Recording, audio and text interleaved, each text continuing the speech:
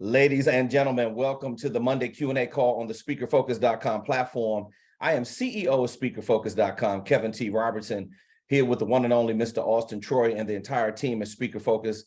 We are here each and every Monday from 6 to 8 p.m. Eastern, providing the very best strategy to grow your speaker brand. We are here to answer the tough questions and help you overcome the biggest challenges that you face with growing your speaker business. My opening monologue today is going to be all about challenges. So the question to you today is, how big are your challenges? If you have small challenges, on the other side of overcoming those challenges is going to be small level of success. If your challenges are humongous, I mean gigantic in nature and stature, then you can expect when you overcome those obstacles that your level of success is going to be huge. So I want you to think about, what is the degree of difficulty when it comes to your day-to-day challenges? Because the only way to neutralize, quarantine, or put your skill set in a better position is to increase your level of knowledge. Increasing your level of knowledge increases your level of skill. When you increase your level of skill, you're able to attack more than instead of getting backed up on your heels. So let me say this again. What is your degree of difficulty and how big are your challenges? If your challenges are not big enough, perhaps you should get a new set of goals. It should scare the living daylights out of you. That's what your challenges are inside of your goals. Look at your goals like it's a briefcase, or look at your goals like it's a suitcase. You know how you pack your suitcase before you go on vacation and you have all your personal items? You have your undergarments, you have your socks, you have your little toiletries, you have your clothes, however many days you're going to be there. You have enough stuff in that bag to allow you to go on that trip and have success so that you are comfortable. So look at your goals, like start packing your goals. What's inside of your goals? Well, there are challenges inside of this briefcase of goals, inside this suitcase of goals. There are difficulties, the degree of difficulty. There are unforeseens waiting for your ass inside of that suitcase. So when you start unpacking all of your speaker goals and you look at your entire business, it's all laid out. What is the degree of difficulty and how big are your challenges? See, you're going to have big challenges if you have big goals. So for many of you, if you're easing by throughout your day, and I'm not saying that every day has got to be difficult and it's got to be so hard to get through that you literally have a breakdown. I'm not saying that. What I'm saying to you is, if you increase your level of skill, it makes it easier to overcome these challenges. And then the degree of difficulty doesn't appear to be as much. I make being the world's #1 speaker coach look easy, but it's not easy being me. I like it when it's challenges. I like it when it's a degree of difficulty. I like it when other people are telling me it can't be done, or it's never been done. I love it when they say that. Oh, that's never been done before. Do you know how many it's never been done before that I've had a feather in my cap over the course of my career? I'm the king of it's never been done, but I'm not the only one. See, I know that you have goals that you're trying to accomplish, just like we are at speakerfocus.com, just like we are with these new companies that we started, just like we are as entrepreneurs.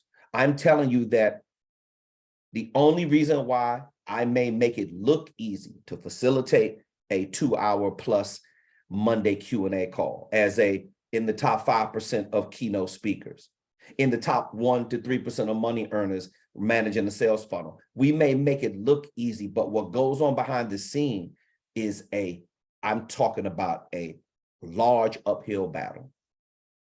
And the degree of difficulty is enormous every single day. But you know what? If you want to step into a better zone of improvement, a better zone of peaking your performance, then your challenges must be enormous. Understand, enormous and performance. If you're going to perform at a high level, your degree of difficulty is going to be very enormous. If you study anybody who has had a high level of success, and I've been studying the top 3% of the most successful people in the history of business since the beginning of time, they all follow the same blueprint. They all know how to manage a massive amount of stress. They all know how to overcome a large degree of difficulty, whether or not it was a general trying to win a war. We are built to overcome the impossible. We are built to achieve things that's never been done before. Look at how we put a man on the moon. You know, we were thinking about it in the 50s, and then we put a man on the moon in the 60s. We didn't think it could be done. But we had a smart enough team of scientists who pushed it beyond comprehension.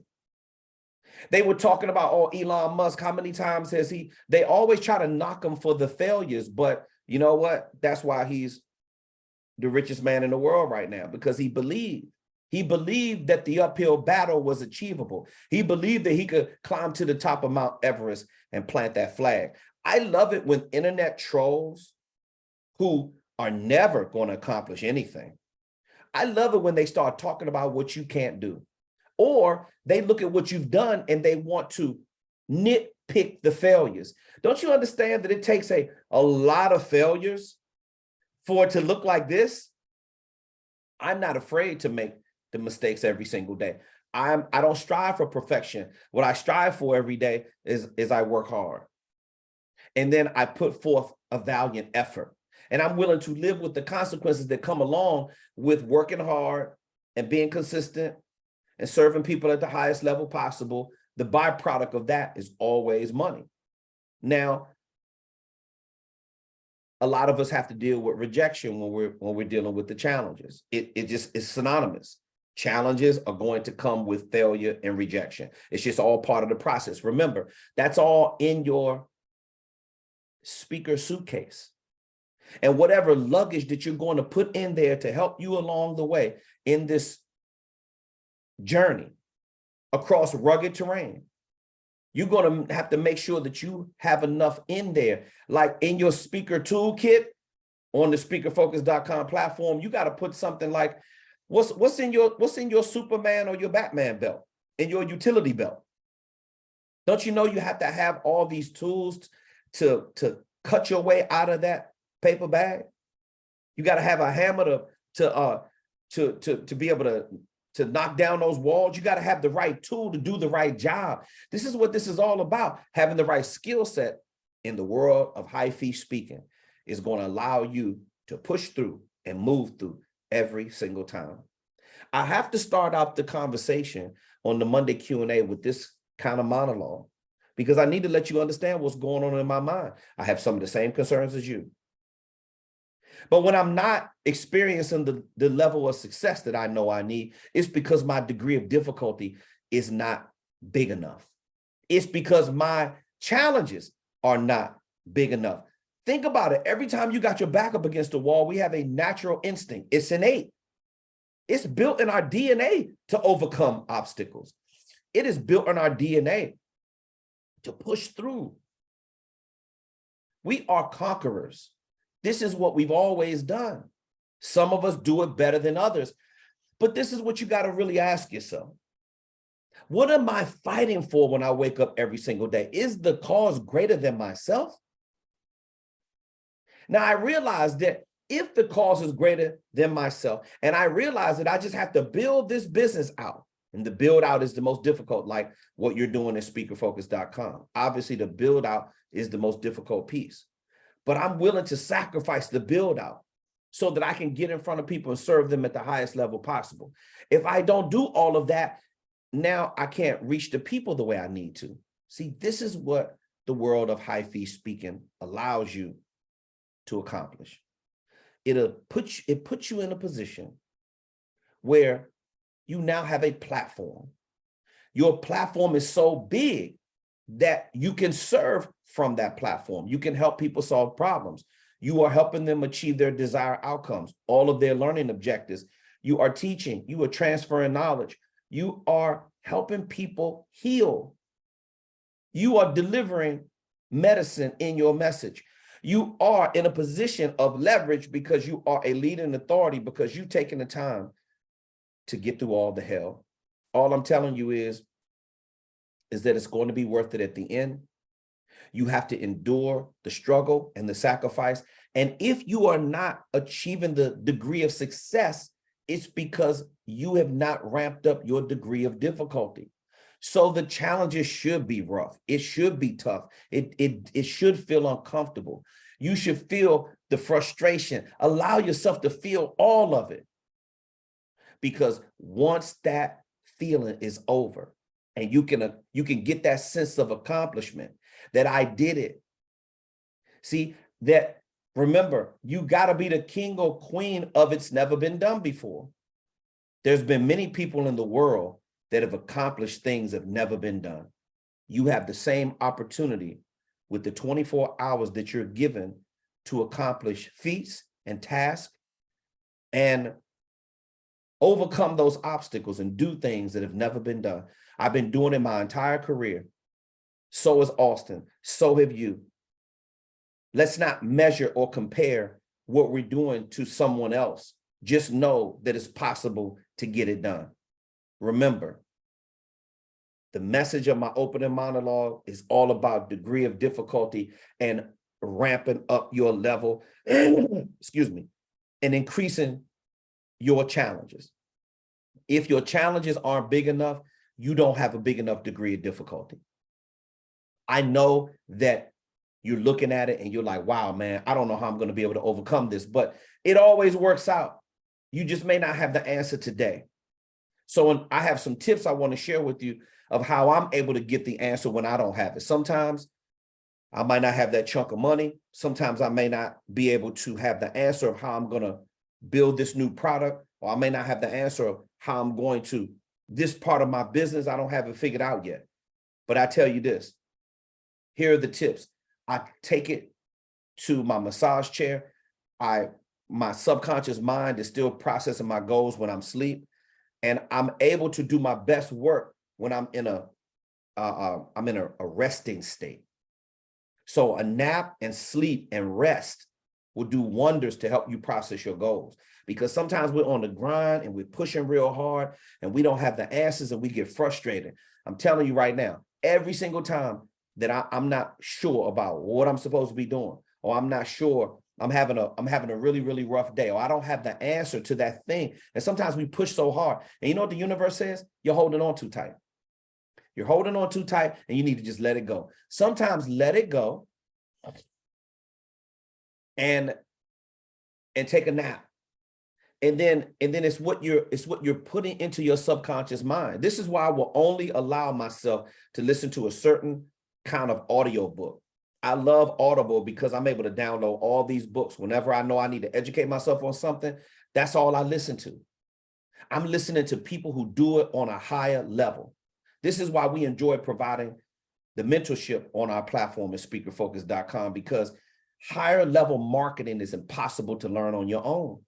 It's very, very difficult. I'm not saying it can't happen, but you know what dramatically decreases the degree of difficulty is when you get other people involved, when you surround yourself with a team, you surround yourself with the person who's been there, done that. Surround yourself with the person who's actually made 35 to 50K as a keynote speaker for 1 hour. Surround yourself around somebody who's actually been there where you want to go. And I guarantee you that you're going to start mirroring their level of success. But sometimes we don't understand what's in front of us or what we're supposed to be doing until somebody else says it. And then you're like, oh, I can get to that height? Really? Sometimes a mentor needs to just put it in your mind that you can become a multimillionaire, that you can become a billionaire, that you can operate a company at a high level and become a 6 or 7 figure speaker. Sometimes you just need to hear that from somebody who's actually done it. And now your subconscious has something to attach itself to. And now all the resources start getting organized and falling into place. And before you know it, now your degree of difficulty doesn't feel as hard. Now you're the one who's making it look easy. For whatever that's worth, take that with you into this Q&A call. I will open up the floor and I will take questions for the anybody who does use the raise hand feature, and I'll be right with you. If there are no questions tonight, you can always submit support tickets to support@speakerfocus.com. I'd like to know what your degree of difficulty is of what you're going through right now, and then what are you doing about it to increase your level of skill so it doesn't become that difficult, because it's not supposed to be that hard all the time. You're supposed to run through pockets and periods and certain areas where it gets really, really rough, but that doesn't mean you give up. If you want to move faster, increase your level of skill. If you want to make more money, increase your level of skill. If you want to earn more money as a speaker, increase your level of skill. You got to stop listening to all the wrong people. You know, it's too many people reaching right now. Reaching wastes time. I'm not saying don't experiment, but if you're all over the place, you got to get more focus. You just need one plan sometimes, and don't deviate from that plan. But every day you have a responsibility to get off your ass and get the resources necessary to empower yourself. And then when you're empowered, you know what that does? Take away the fear. As long as you are not empowered, you're going to remain in fear, and you're not going to keep moving forward and doing the things you need to do to grow your speaker business. I see this kind of stuff every single day. It's a lot of people talking shit about what they want to do, but they aren't taking action. You can't fool me. I got my own goals that I need to be taking action on. At the end of the day, this is how we keep score. You either got it done or you didn't get it done. There's no one there feeling sorry for you. If you feel like you're not getting it done, take more action. Again, get in a resting state. If you don't have the answer, meditate. Do some breath work. I get in a zero gravity position in my massage chair. Once it starts vibrating and shaking like that, in 10 or 15 minutes, I'm asleep anyway. But I'm listening to things that are supporting my goals. I'm telling you, you got to watch what you're taking in. This shit you're in a dangerous state if you're not accessing the right information. We are still early in Q1. Okay, I'm gonna do a final call for questions because I don't see any hands going up. If you don't have any questions, we can wrap the Q&A call right now. You can submit support tickets. I'm telling you that if you're struggling, I'm right there struggling with you. But if you don't say anything to me, I can't help you. Lisa Allman Baldwin. Talk to me, Lisa. Joseph, I see your hand just went up. I'll be with you right after Lisa. Lisa, what's your question or what's your comment or what is your degree of difficulty you're going through right now? Maybe it's not big enough or it is big enough. Talk to me.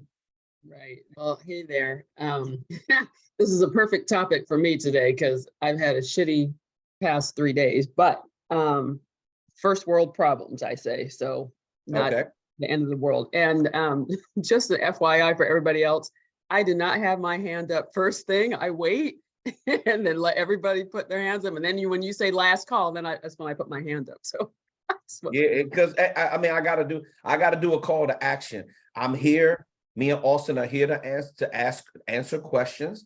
Listen, some people aren't as brave to ask the question on the Q&A. They don't want to feel like they're putting their business out there. I don't really understand that, but hey, sometimes people don't want to ask the question, but that's what support is for, because you don't have to attach your voice to support, but we're always there to help you no matter if you feel comfortable answering the question or not. I mean, asking the question or not. Lisa, go ahead. What's your question, or comment, or concern, or when? Well, first, I want to thank you and Austin for all my support tickets you answered last week. I didn't want to just say thank you on each one of those because I didn't want to clog up the thing. No, it's all good. Another question. So thank you because you answered quite a few. So what am I struggling with? The usual tech, but I'm actually proud of myself of the progress I've made because I am not tech girl at all. And so all this stuff that Austin's having us do with Active Campaign and with GMAS and with Apollo is kicking my ass. But good. You know what remember what I said?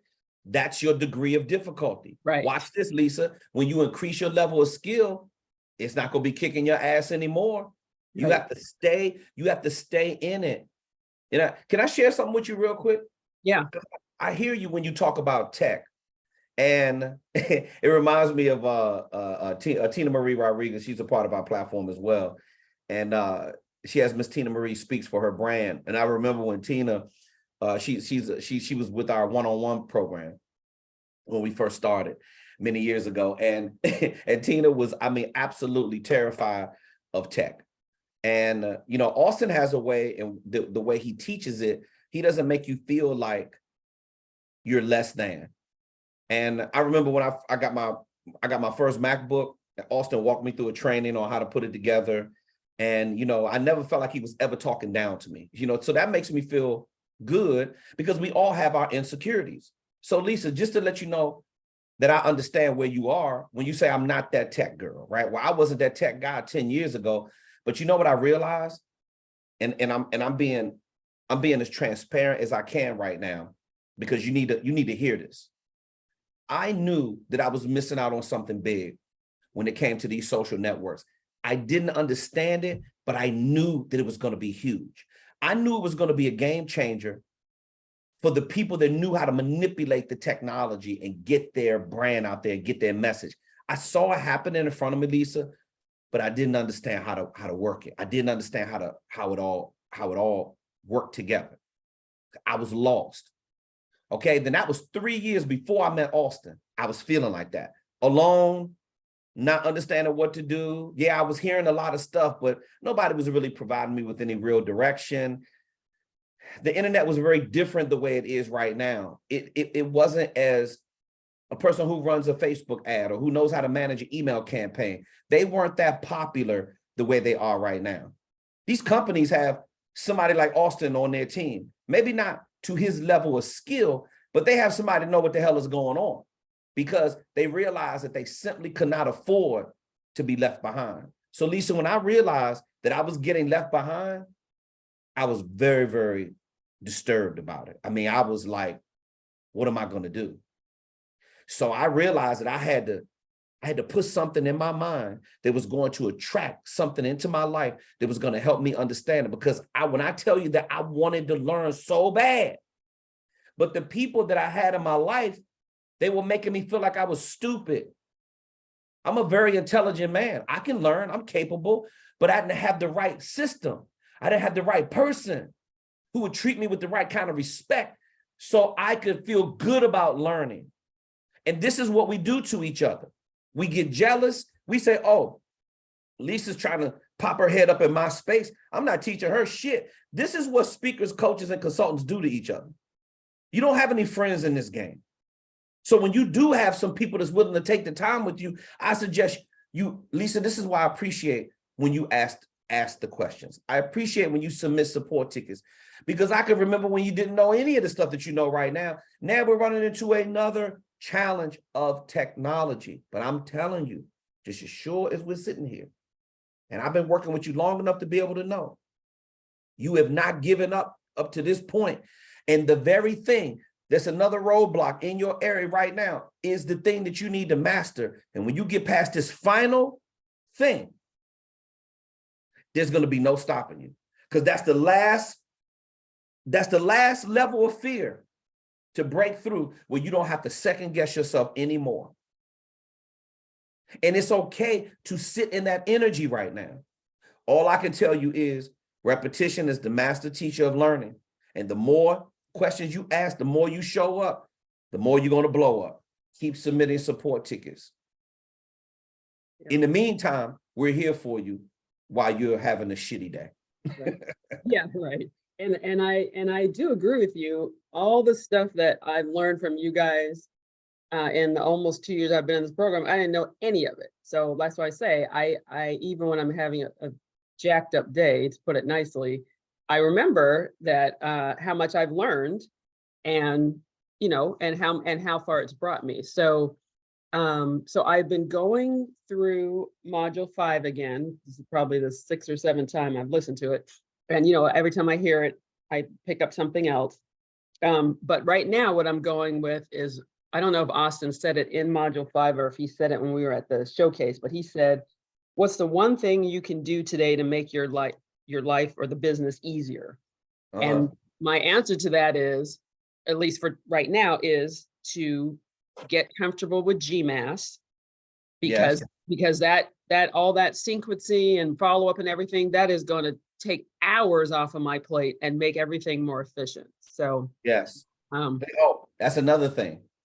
I like the way you just said that. See, can't you see the value in learning that? Because now you're not going to have to, I mean, the automation just fixes everything. When you right, it also puts you in a flow state. You know what the automation does too, Lisa? It takes away all the frustration. right. I didn't know any of this stuff. Austin taught me every single thing I know about managing the sales funnel, every single finite detail. And believe me, he was on my, listen, he doesn't, because our business is on autopilot now. I barely have to talk to Austin about it. I don't have to talk to Austin about managing the sales funnel, updating notes. I remember when I used to manage the CRM, it used to look like a train wreck. Austin would go in there and look at my notes. I mean, he doesn't do that anymore. You know why? Because I keep the CRM clean. I keep it up to date. Every single lead in there, I'm responsible for. So, and now we're getting ready to start training someone else to manage a different part of it. So we're building out the sales team. So eventually I could come off the desk. But I'm telling you, it was a lot of fun, but it was very, very frustrating because it was things I didn't understand. Looking back on it now, I'm like, oh, wow, okay. Now I understand why he wants me to do this. See, the reason why I want you to keep looking at module 6 is because, and Lisa, you're very intelligent.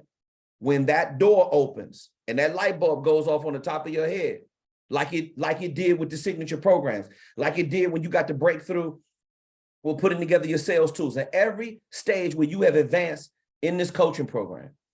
And the fact that you are in the procurement system with Microsoft is see, that's one of those moments, Lisa.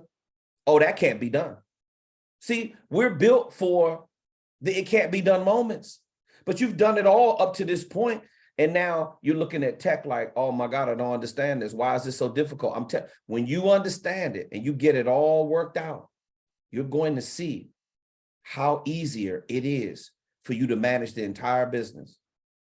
And it's necessary for you to go through this because when it's like going to get a degree or something. It's like going to get a certification program. They can't take the knowledge away from you once you get it. Once I know how to work this thing, I'm moving on to something else. Right. Yeah. Just keep looking at it. Just keep looking at it. Get obsessed with it, Lisa. Get obsessed with it. Yeah. Yeah. So, And don't look at it like it's boring. Like tech is dull. It's dry. I get it. But you know what? I've never been more excited about it ever in my life. Lisa, I listened to over the weekend, I listened to about 10, literally 10 different tech keynotes. I was doing research. So I spent at least 7 to 12 hours over the weekend between Saturday and Sunday listening to tech keynotes. I literally almost choked myself because I was so bored. They're not the most entertaining speakers, right. but I wasn't listening to it for entertainment. I'm listening to it because Austin said, hey, bro, check this out, and check this out. This is what the future looks like. So I'm listening to it. I'm not looking for entertainment. I'm looking to connect the pieces so I understand it without always having to ask Austin all the time. I need to understand more about this world of technology because it's changing like really, really fast. Like every week, some new thing is coming out now that's helping us become more productive. And I want to be able to stay on top of it. So I just believe that just the sheer volume of repetitions, you have to learn to become like I'm literally obsessed with tech now. I never thought I was going to get that way. But if you really look at it, how am I supposed to operate in a space that is dominated by technology? And then I'm telling myself, I don't want to understand tech, or I don't want to be a part of it. That means I don't want to be a part of the money. I don't want to be a part of the wave of cash that is going to continuously happen if you just understand how to conquer the things that we're talking about right now. At least I have these dialogues with you because you're not the only one. It's other people right now, excuse me, stuck because they're mortified by it. And it doesn't have to be like that. It's all in how you look at it. Right. Well, I'm looking at it as learning opportunity, and the hard things is how you learn. So my questions, and these are all tech things for Austin. He's on. Okay. Hi, Austin. So is he there? Yeah, he's here. He's in Okay. the background. All you need to do is if you got a question, he'll go live with you and answer it. Okay. So my first question is, I was reviewing when I was reviewing Module 5, and we're talking about setting up our thing on Calendly, which I have set up. I wanted to just ask, what was the reason for only setting your available days 3 days ahead? Meaning, if you set it 3 days ahead, and let's say you already have some things booked, whether it's strategy calls or not, then people can't set an appointment with you because it would be full. I mean, what wouldn't be the rationale, I guess, for setting it to, like 2 work weeks ahead or something like that? Yeah, so there's a power. It's for a psychological benefit. So imagine there's 2 restaurants right next to each other. One is wide open, no one's in there, and the one next to it is there's a line out the door, and everyone's trying to bust in to get to it. Which one is likely better? Well, the one that doesn't have anyone in it, the food must not be good.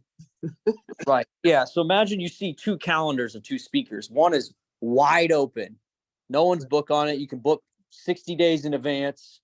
Right. And then you have another speaker. He's only got 3 days ahead and very limited slots. Which speaker do you think is a better speaker? Right. Okay. So doing it 3 days, though, you think even if somebody comes and they only have 2 choices, that they'll still pick one of the 2, as opposed to maybe they do have another choice the next week. I'm not saying leave it open for 30 days or anything, but. Yeah. So I would do like 4 to 5 days. That's what we've seen to be optimal. You don't want to have too little of selection where it literally won't work for their calendar or for their availability. But I'd say 4 to 5 is optimal. And if they literally can't find a slot in that week, they'll say, hey, there's nothing available. It rarely happens. If they really want to get on your calendar, they're gonna make a time work, but they'll let you know if it doesn't work and say, no worries, you can manually book it in for them, or every time you shoot out an email blast once a week, they're going to see that email, and the next week there should be a spot available. But yeah, what we're doing is it's a psychological thing.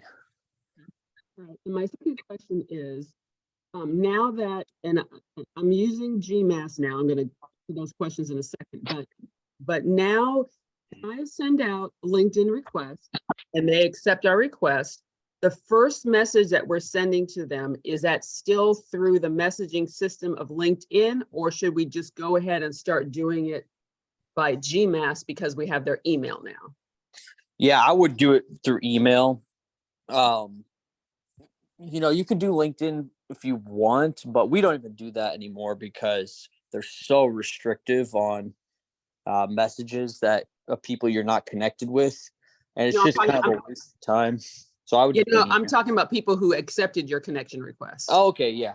I mean, you can reach out on LinkedIn. It's another touch point if they're like really quality people, but otherwise, I would just keep it on email. We don't do LinkedIn anymore because it just takes too much time, and actually the open rates are much less because there's so much clutter in LinkedIn. Like, people are constantly reaching out, and you can't do automated follow-up easily in LinkedIn either. So got it. Okay. Yeah. So I'd focus on doing email really well. Okay. Okay. So now my next question is about cold outreach. So I just want to confirm, because I was looking through notes from what you told us previously on different times, that when we are sending out cold outreach email, that the only link we should have in there, especially if we're going to use GMass, is to Calendly, right? And in our signature line, like to our company name, that can be linked to the website, right? Don't even link your website. Just put, for us, it would be like speakerfocus.com, but don't make it a hyperlink. Okay. Because that Google will pick up on that and put it in promotions at a higher rate. So just put your website, but don't make it clickable. Just say your Okay. website. Yeah. Okay. All right. Then in GMass, also when we're setting up the email and everything, it has that option that you can put in that little verbiage that says at the bottom that says you may unsubscribe to this email. Do you want us to use that or no? No, don't use that. Instead, at the bottom, say, if this is not a fit, just reply with no thank or something like that. Okay. There's the reason why is it's really profound. We found way better open rates and deliverability when we add that, because the inboxes, when they, instead of clicking on the link unsubscribe, they can see it's an unsubscribe link. The unsubscribe link means it's probably promotion. So they see unsubscribe link, boom, they're gonna do promotions. Another reason, when they see when the person replies no thanks, they actually see it as like an engagement with your email, and Okay. it makes you more trustworthy, and so your domain rating goes up. So it's just a better strategy. Okay. See, this is awesome information. Okay. There is the option to use preview text when we're sending our messages. I'm talking about in GMass again. So do you say that we should use those or should not? No, I would just leave that empty. That's not that important. Another setting that's really important to do is turn off click tracking. Okay, and that was my next question. So Yeah. you had said before about click tracking. Say that again. You cut out. You had said something before about turning off open and click tracking. Yeah, we don't use either, because the mechanisms to enable open tracking, the inboxes are getting really smart with, and they can see the code and they say, okay, this is probably promotional and it's not being sent to a friend, because a friend probably wouldn't turn on open tracking. And so you're more likely to be put into the promotions folder. So some people like to leave it on, and we do recommend for some people to leave it on if they're just starting cold email, to get some feelers of what the open rates are of their emails. But once you find messaging that works, just turn it off, because it actually hurts your open rates. And your main metric you want to focus on is how many calls am I getting booked from the emails you're sending out. Right. So since I'm just starting with it, do you want me to Yeah. to I would just turn it on for now. Okay, turn it on, and then turn it on until for how long did you want me to do that? Yeah, turn it on until you find some messaging that actually works at a high level. It's booking a lot of calls. Okay. Yeah, because you need it as a tool to kind of get analysis on how it's working. Okay. All right. Okay, then my next question is, I've been going through the, like GMass blog tutorials and everything, and I don't know what this means. When it says something, this is regarding to the follow-up settings. Yep.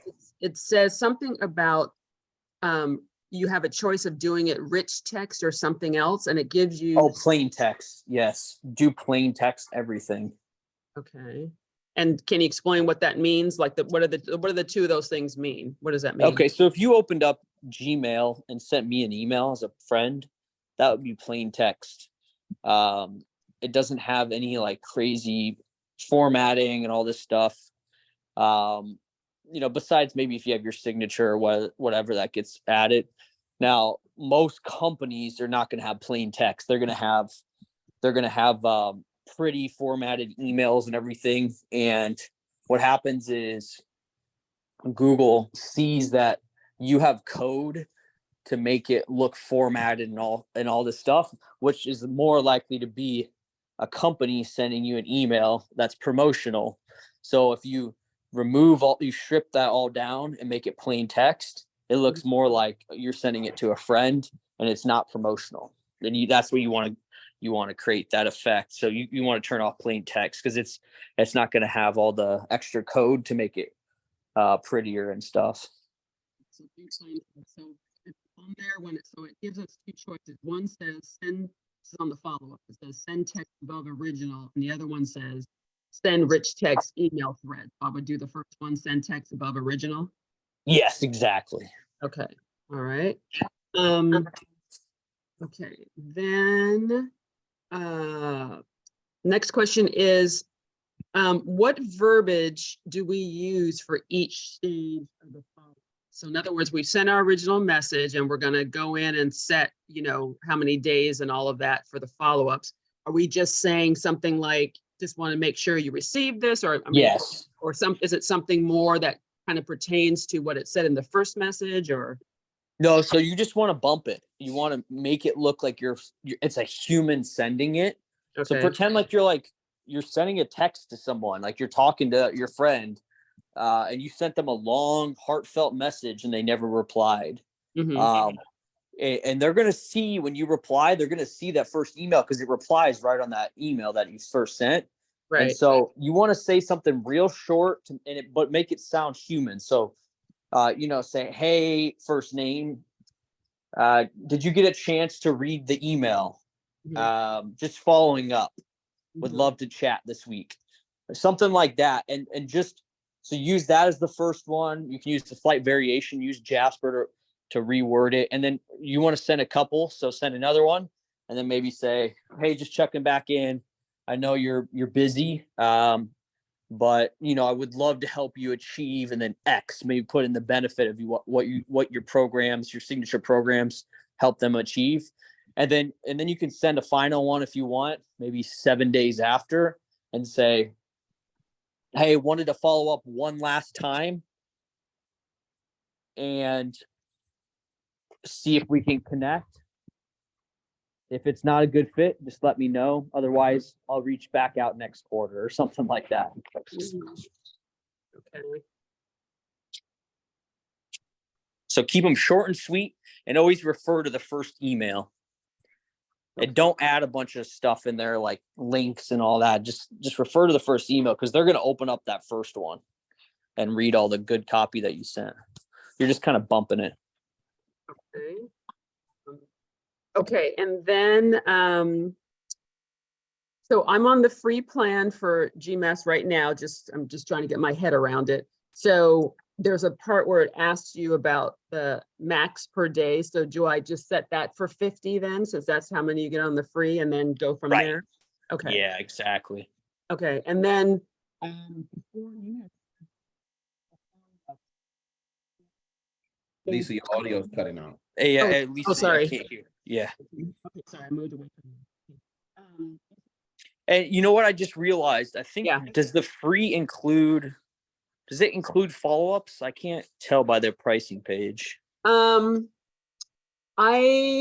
don't see that it doesn't. I mean, I've just been looking around in there to see what it includes, but from what I could tell, it's 50 a day. Now I'm gonna probably do the paid version probably in a couple of weeks. Yeah, I just have to play around with the checkbook first, but then that won't be an issue because I know it will be. Okay, so it says I'm looking at it now. It says it's all the features work with the free accounts. You're just restricted to the 50 emails in a 24 hours. So that's great. You can use follow-ups and everything. It's a good way to get started.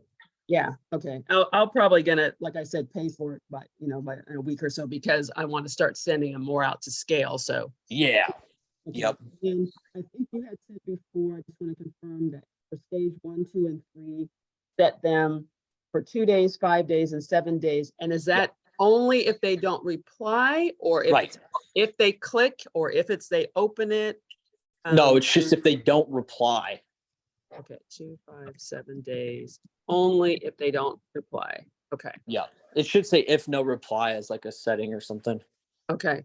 And then there was another thing there to ask about a pause between emails. I didn't know what that meant.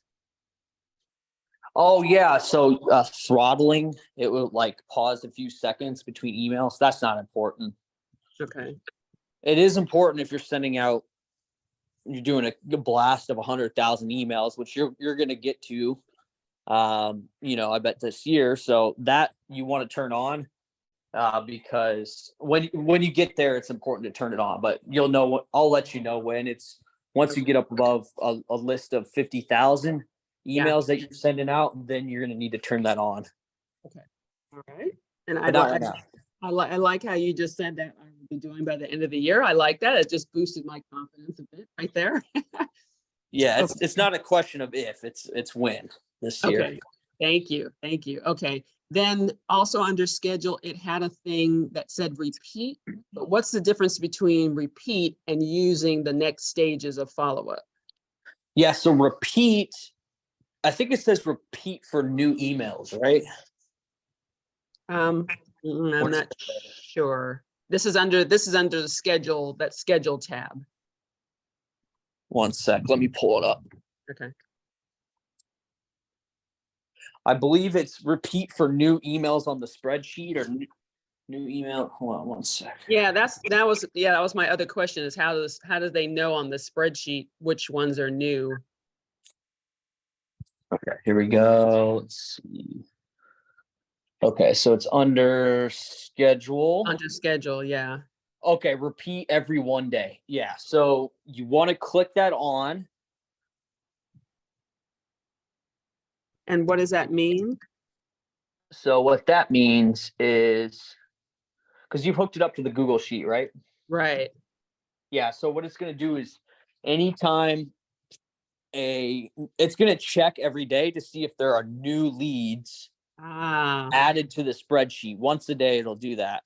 And if there are no new leads added to the spreadsheet, that setting doesn't matter. But if you've gone in there, or your virtual assistant or someone has gone and found 15 or let's say 100 new people to reach out to, all they'll do is add them to that spreadsheet, and GMass will automatically see that they've been added, and it'll start the sequences for them. God damn, that's brilliant technology. Yeah, that's great, right? Okay. So yeah, so for example, if I've got like for example, I downloaded, like you said, my contacts that were in active campaign that were, I had never got responses from. So I have 450 of those. So I don't want all those to go at once, because you said do 50 to start warming up my list. Yep.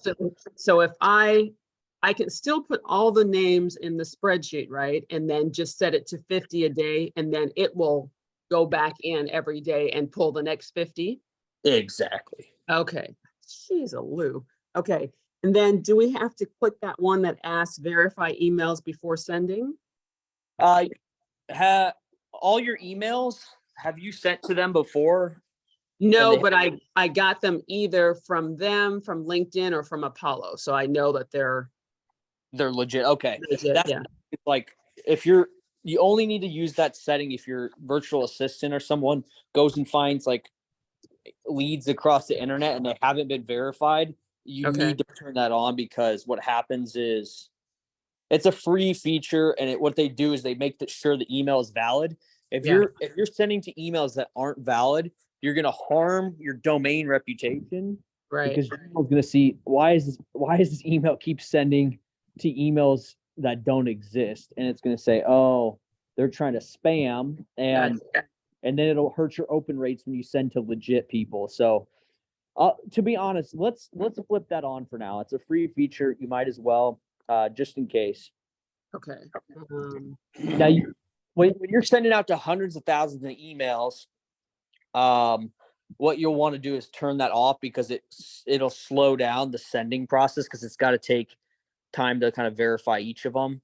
And when you're sending at that volume, we're going to use a tool to verify the emails before we even put them into GMass. But right now, I would just use that to keep it simple. Okay.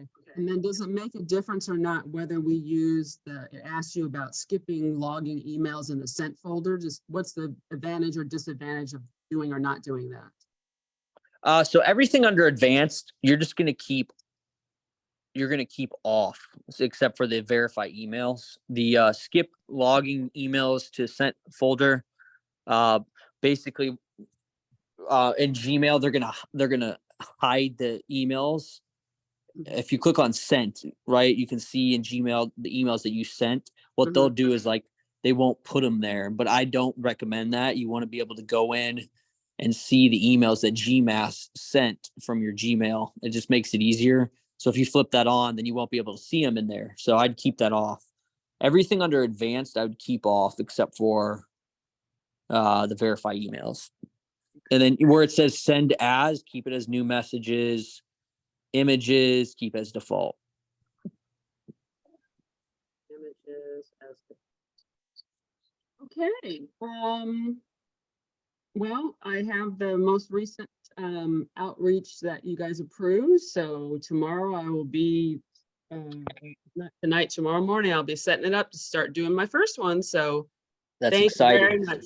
This helps. This really helps. You're And getting there, Lisa. I mean, this is literally going to save me hours. And not only that, all the people, like when I've been putting in Hype Drive, I put notes when I'm supposed to follow up with them. I'm weeks behind because, you know, I just can't get to everything as a one-woman show. But this is going to make it, I mean, my mind is blown about it's literally just paying $30 a month. Hours. Yeah. Yeah. And by the way, Lisa, this tool works to send out tens of millions of emails. So it'll work at this scale and it'll work reliably at a higher scale, and it'll just save thousands of hours a month. Another thing to mention too, so you're going to send out this email campaign and you're going to see, you know, get the data, see how things went. But what you're going to do is in the next week, maybe 7 to 10 days after you sent this one, you can do another campaign to those same people with different messaging to try to hook them. And what we'll do is you're going to send it to the people that didn't reply to the first one. Okay, well, I'm putting this down here. Send another campaign to the same people who did not reply. Yeah, and GMass makes it real simple. When you go to create a new campaign, you're going to click a button and it'll say send follow up on the last campaign. And what you'll do is you'll click you're sending to the people who didn't reply to the last campaign you sent out, and it'll allow you to send all the follow-ups and everything in the next campaign you send out. So jump on the Q&A call next week and we'll screen share and we'll do the next campaign together. Okay, awesome. All right, well, I just decided, why am I waiting 2 weeks to have the money to sign up to do more? I'm just going to do it tonight. That's $130. That's not going out to dinner one time. I'll just do it. Yep. All right, thank you both very much. Thank you. Sorry I took up so much time, but thank you. No, you're good. Don't apologize, Lisa. So remember, every sales funnel makes money because they have the back end of it built out. Okay. We call that the build out. You have to be able to build it out and take the time to be able to put these pieces in play, because as you can see, again, you had another aha moment on this session, because again, you showed up. Sharing is caring, but sharing is also learning for the person that can do this stuff with his eyes closed. This is why we have the guidance like this on our platform, so you can get out of the dark, come into a new level of empowerment, and then start putting this stuff into motion. And I love your mindset. Okay, thank you. Now listen, I just gotta, okay, that's just one meal. That's just me spend one meal. Let me sacrifice one meal and let me put this $30 in motion right now.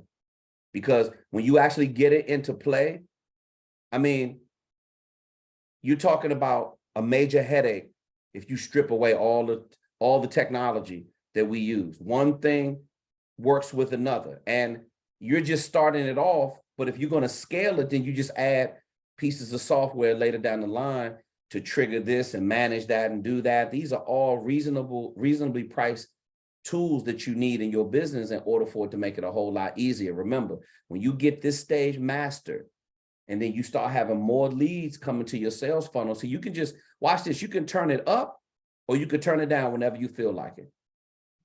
You literally are going to have control of it like that. Like if I want to tell Auston, yo, bro, I want to do half the calls next week, then he can just go in and he can just turn the outreach down. If I say, Auston, I want to do more, I'm opening up more spaces on my calendar, he can turn it up if I need him to. But God, I got enough to do. I rarely ask him to turn it up. Okay. One last question for Auston. Yeah. Since I have cleaned up active campaign and I'm only sending out weekly campaigns to those I've had book calls with, do I need to add some kind of drip sequence to that? Like if they open it or anything like that, do I need to do that? With your active campaign emails? Yeah, with the ones that they're now are only going to people who I've had book calls with before. You could set it up. It's a lot harder in active campaign. And there's another thing too that sucks with active campaign.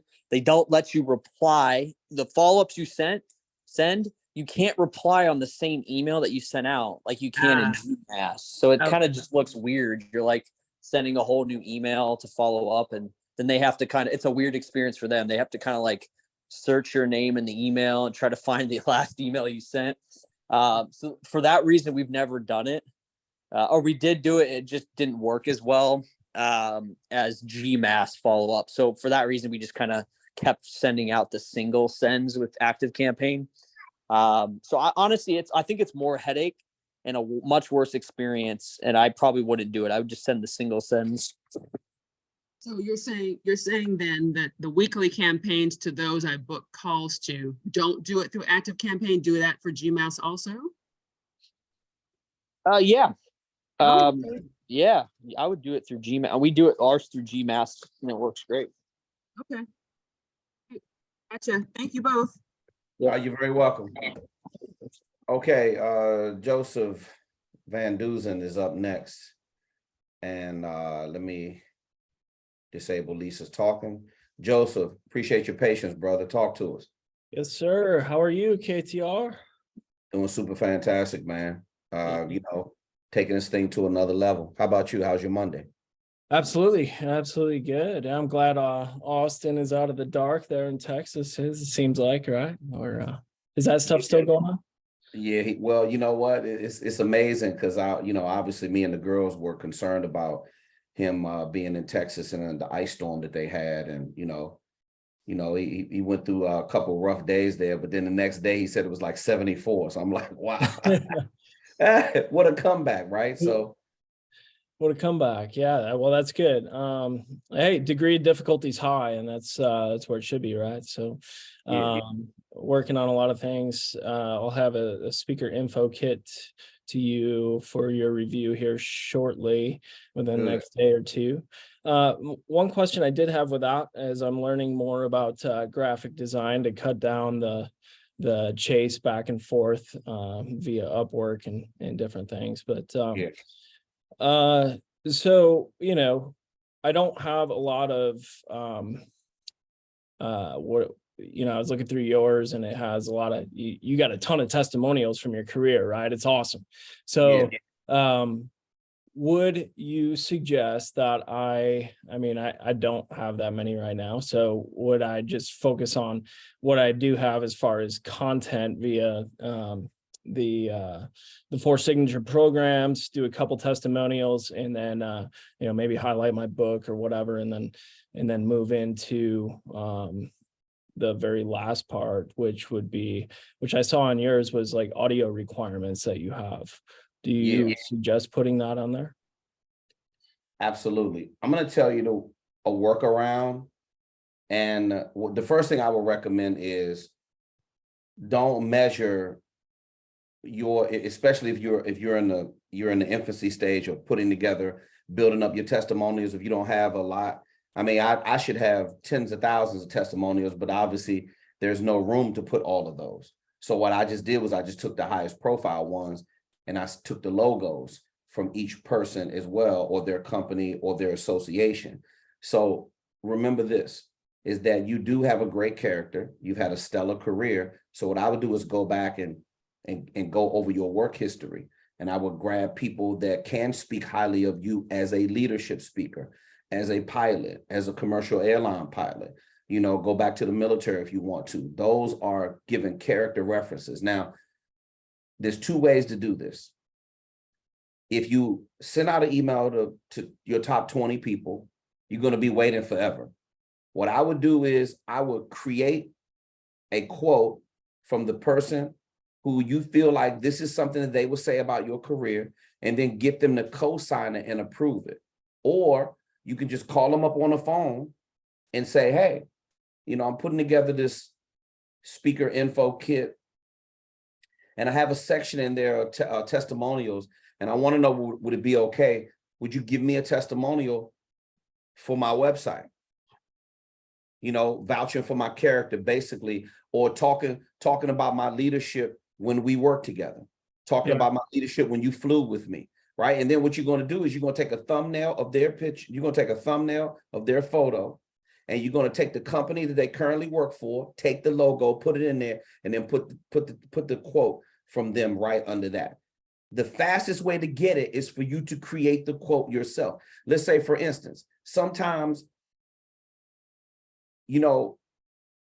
a celebrity didn't give me the direct quote. I didn't have to say, hey, can you give me a quote to tell you how great I am? But I take a soundbite from the interview, and they said, like I did with Kevin Plank, oh man, Kevin, you and I, man, we share the same philosophy when it comes to leadership. And I took that and I created a quote for multi-billionaire Kevin Plank from Under Armour. So you might have had a conversation with somebody who felt very highly of you over the course of your career. You can take that quote, you can take that phrase and turn it into a quote. And then take the logo, their current position, if they're retired, you could say retired general or whatever it was, or retire from whatever, and take that company logo and put it in there. Now you got a picture, the company logo, and the quote. That's what makes your speaker info kit look fire. And also too, Joseph, that takes up more space. So maybe you only need 10 of those in there. Start where you are. I would go for 20. I would go for the top 10 of the people that have obviously the most prestigious positions and the ones that's going to speak highly of you. I will make a short list from 10 to 20 people. I will give them a call. I'll be like, hey, I need a quote from you. Can you give that to me now? You can either record it, or you can dictate it, or you can create the quote of something you feel like they would say about you. You just need to make sure you have 10 or 20 different quotes and say, hey, can I attach your picture to this? Is this something like, I remember that when you and I we were in flight school together, you said this thing about my leadership, my ability to lead. And I turned that into a quote. Would it be okay for me to use that? And if they say yes, boom, use it, take the picture and then boom, and you're straight. Does that make sense? Yeah, absolutely. No, that does a lot. So, okay, cool. Yeah. Now you don't have to think about, never compare, all of you, never compare what you're designing to what I have in my career, because I've just had one of those.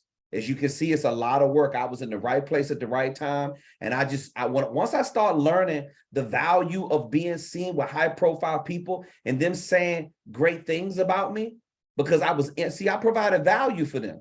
So they didn't have a choice but to say, oh my God, Kevin T. Robertson is this and he's that and he's that. So, you take it and you run with it. But once you know how to manipulate it, it provides a lot of leverage. As you can see, Joseph, when the speaker info kit is done the right way, and believe me, we have students that turn in better versions of my speaker info kit on this platform every single week. When it's done right, man, it just does all the talking for you. And with the kind of credentials and the kind of career that you had, all you need to do is just go back over.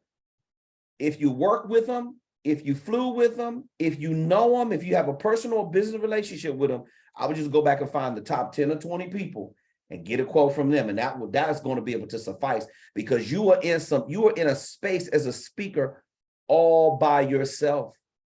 We don't have any other stealth fighter bomber pilots on this platform. But now we got one, right? You're making us look good. Think about the leverage in the marketplace that you're going to have when all this stuff is. I can't wait to see all your stuff finish. I'm excited for you, brother. Thank you. It's getting there. It's like I said, degree of difficulty is high. I reinvigorated my podcast this year, so I'm about to publish the 4th one of that, and that's giving me long form content that I can splice out into short form, right? And then build up my socials. Yep. So doing that, and I was on a webinar this weekend with a great panel talking about the layoffs in the tech industry. So things are moving and it's working. So like you told me last week, hey, or the week before, because I was in Guam, but you said, hey, your marketing material is gonna catch up to what you're doing social wise. And Yes. absolutely, I mean, it's coming along. I'm working hard, just trying to make the most out of every day, right? Yeah. Hey, Joseph, I'm glad that you show up on the Q&A calls because, and you know, something I said about degree of difficulty obviously resonated with you because, you know, let's face it, in your industry, you know, you have to reach a certain speed before you can take off, you know, when you're doing a commercial flight, and you got to go through a checklist of all of that stuff. And that's got to be difficult in itself. But again, a pilot makes it look easy. But I'm imagining this every time. I love to fly, by the way. I'm not one of those nervous type of people because I just love the way we take off, and especially when I'm flying out of Reagan DCA, and the plane does it with a hard bank out like this. Yeah, yeah. and you're kind of looking down like that. But that is my favorite part when we take off, right? And then it just gets up there, and then they do one of them hard kind of thing like this, and we're going in a whole nother different direction. That's my favorite part of the flight. So, you know, I said that because I look at where you were when you first started this coaching program, and it was amazing to me that you had the level of skill that you do, and you didn't realize all these little nuances that needed to be done. Now, I got to give you a lot of credit because once you realize, and it really hit you in the chest. I remember this day. I think I might have spoke to you on the phone on a follow-up call, or you did a support ticket. But I remember reading something and hearing something in your voice that was like a switch that went on. It's like, I'm not gonna lie to you, Joseph. For a minute, it seemed like you didn't understand the why. But then one call, and you were like, okay, wait a minute. I got to get serious about this stuff in a whole nother different kind of way. And then you started to go to work like you weren't going to work before. Like it seems like you were a little distracted, and then you start really focusing on what you had to do. Could you tell me what was the switch that went off inside of you to realize that I needed to get these sales tools complete and get these signature programs right? Like what was that aha moment? Yeah, I think that aha moment for me was just developing, and it's been several things. So when I started the program a couple months back, I was still kind of half in, half out, if you will. I was, you know, hey, I got the airline thing going, and I got the speaking thing going that I want to get going, but I wasn't really, like you said, I wasn't really dead set focused, right? And Right. so what happened was I've been doing a lot of self-development, and I always have since my divorce, but it's I get up at 5 a.m. Pretty regularly, at least when I'm home, and then I'll go through, you know, meditation. I'll go work out at the gym. I'll take some time to think about and plan the day, and then during one of those, I don't know, after you slap me in the face type deal or whatever it was, I was just like, you know, I'm doing this investment, and let's go into this, because I know that the message, the skills that I have can resonate and absolutely make a huge impact, right? So I just had to convince myself, or believe in myself rather, that I was not only capable, but that I needed to do this. It's become a mission of mine more so than just a hobby, I guess, where it was before. Like, yeah, I can help out these people here, whatever. I'll do this talk here, but let's get serious about this and let's really make an impact, because I do have these unique skills and experiences and talents, and along with most everybody on this platform, right? They're all very skilled in different ways, and just harnessing what you have and your passions and talents and going with that. And like you said, not competing with, I compete with myself every day. That's the only person I compete with. That's the only person that matters. You know, it's like, if I can push myself higher, if I can grow better today than yesterday, then that's the win right there. And the switch that went off for me was just, you know, hey, let's make this thing happen. And what's your purpose in life? And just diving down into that and really getting serious about that. And it's fueled me. It's fueled me in many ways. And I'm able to do things now that I wasn't able to do a couple months ago. whether it's podcasting or any of that stuff, the social stuff and getting out there, and that allows me to practice speaking when I'm not up on stage too, and also give that message. And I'm giving away the good stuff, like, wow, like, I think you told me, well, you told everybody that not too long ago too, like, give away your best stuff, and just like, hey, I realized that I could help people, not only from the stage, but from the social media aspect, and you get a wider reach, and you get those DMs, it's crazy. Like, you helped me today. That was awesome. Thank you for that message, all that stuff. And that just fills you up, it's good heart stuff. Yeah, it gets you to the next stage of managing another degree of difficulty. And I also ask you that for a reason, Joseph, because we all have to deal with this layer of fear that's blocking us. And a lot of our students deal with this. I mean, we have to deal with it through support. We have to deal with it with sometimes people, they're embarrassed. They don't want to talk about how they're failing on the platform. They're not making the most out of their learning experience or the resources, or they don't want to ask questions when that's what they should be doing. But it's more than just, it's not as easy as submitting a support ticket. We're dealing with so many different things. And, you were gracious enough to mention to us that you coming through the divorce, and you still have to get up and be mentally fresh and prepare yourself on a day-to-day basis. And I can only imagine, as a pilot, what you have to do to prepare yourself to fly, and the rest that you have to get in. Like, you playing with people's lives. You got to be prepared. So here's a question. I'm just curious, because I realize that this kind of stuff helps the rest of the people on the platform, because somebody is on this Q&A right now is dealing with fear. So how do you, what kind of processes do you go through every single day to get yourself mentally prepared? Well, it's go time. It's game time. I know I have to fly. I can't be BSing here. I gotta show up rested and prepared to do my job. What's your process that you go through to do that? Because I'm pretty sure that's the same process of why you have hit that switch and say, you know what? I got to get my sales tools together, because this is an area of the coaching program where people get stuck and you're dealing with it. So how do you do that?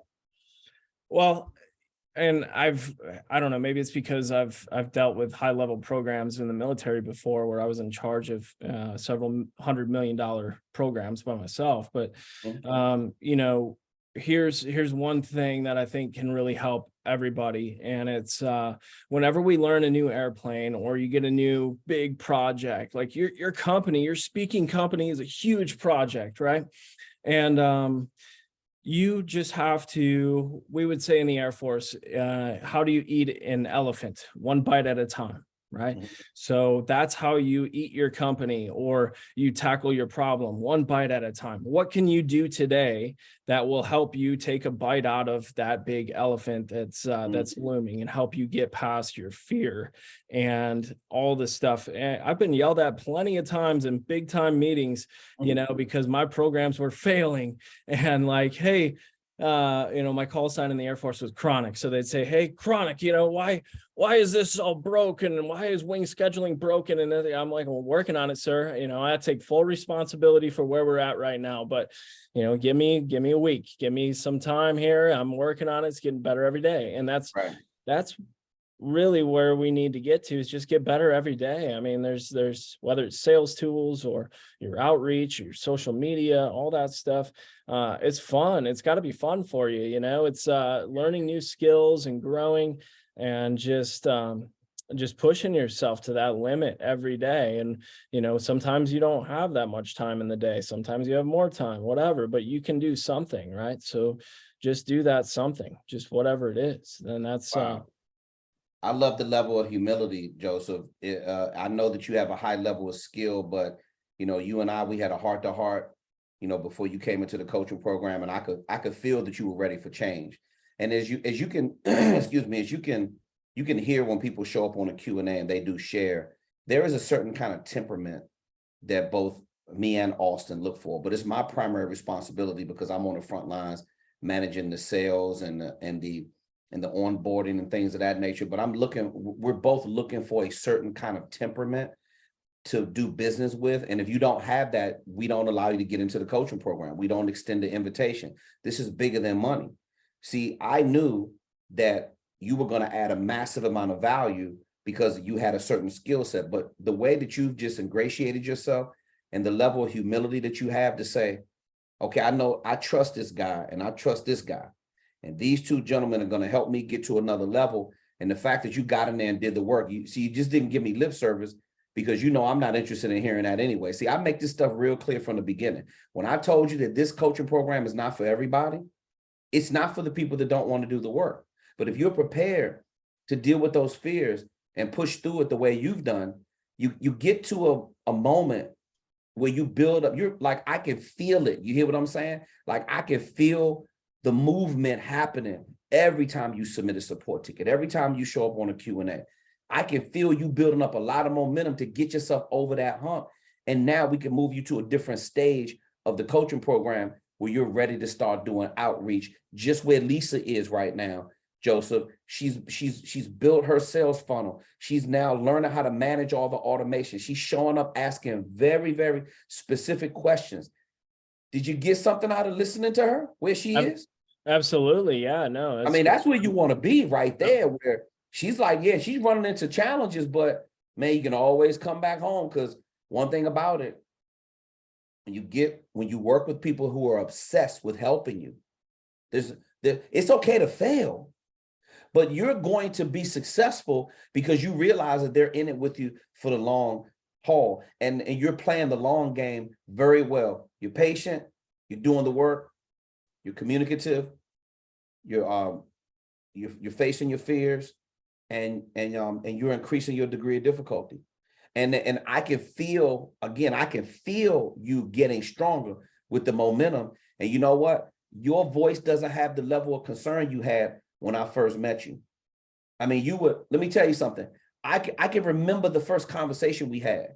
You weren't like putting up a wall saying, I don't want to do it, but you could not believe all the stuff that you were going to have to do that I told you that you needed to do that you weren't doing right now. And the fact that you are doing it, it makes me have more respect for you, because you could have easily just said, you know what, I'm good where I am right now. I got the title, I'm the man.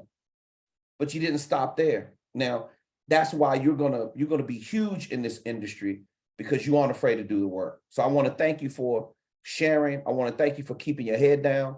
I want to thank you for the level of commitment that you've shown. Even though I know you've been flying all over the world, you got all these crazy schedules that you're keeping, but you getting the work done, man. And this is why I love it when people show up who are putting forth the effort and they're staying active, because somebody on the Q&A need to hear it.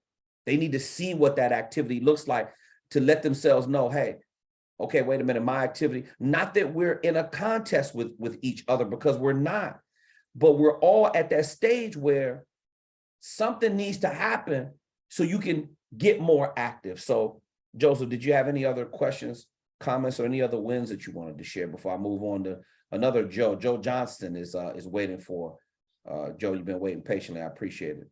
Joseph, did you have anything else? No, sir. I just appreciate you taking the time, Austin as well, and keep going, keep growing, and that's for everybody too. You know, like just keep pushing through, push to your next level.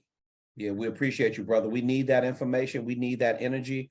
Keep building up the momentum, and I'll look for those support tickets for the next level for your website and your speaker video demo and your speaker info kit as well. Yes, sir. Thank you. Okay, Joseph.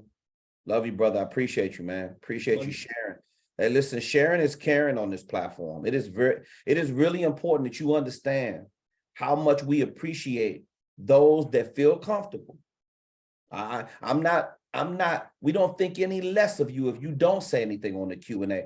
If you just want to show up and you just want to listen, that's cool too. But for those that do share, that's not the easiest thing in the world to do.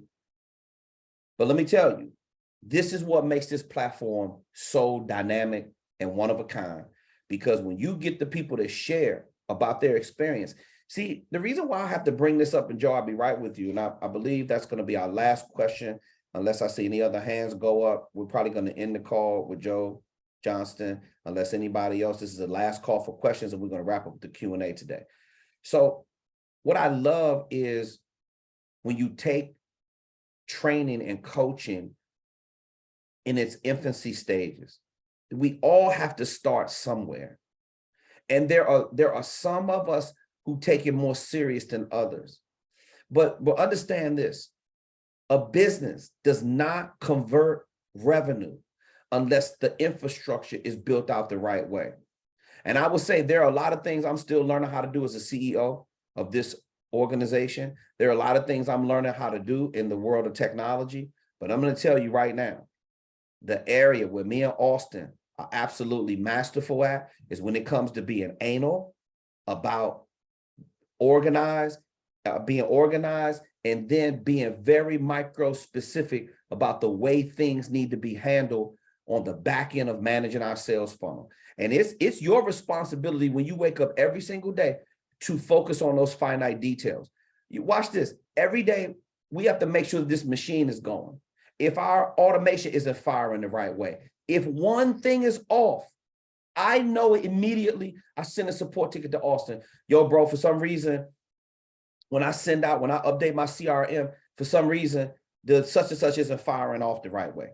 Sometimes you have a billing issue where your credit card that you had on file, it expired, and we don't know that. And now all of a sudden the automation is not firing off for some piece of software that we pay for every month. It could be something small like $17. It could be something small like $56 and some change. When that shit isn't working right, it'll shut your whole sales funnel down. Now, it's your responsibility like it is for ours. Every single piece of software, every single piece of automation, I'm talking your domain names, emails. Do you know when I open up my browser, I have it open up to all of my home pages? You know why? Because I need to make sure my website is live every single day.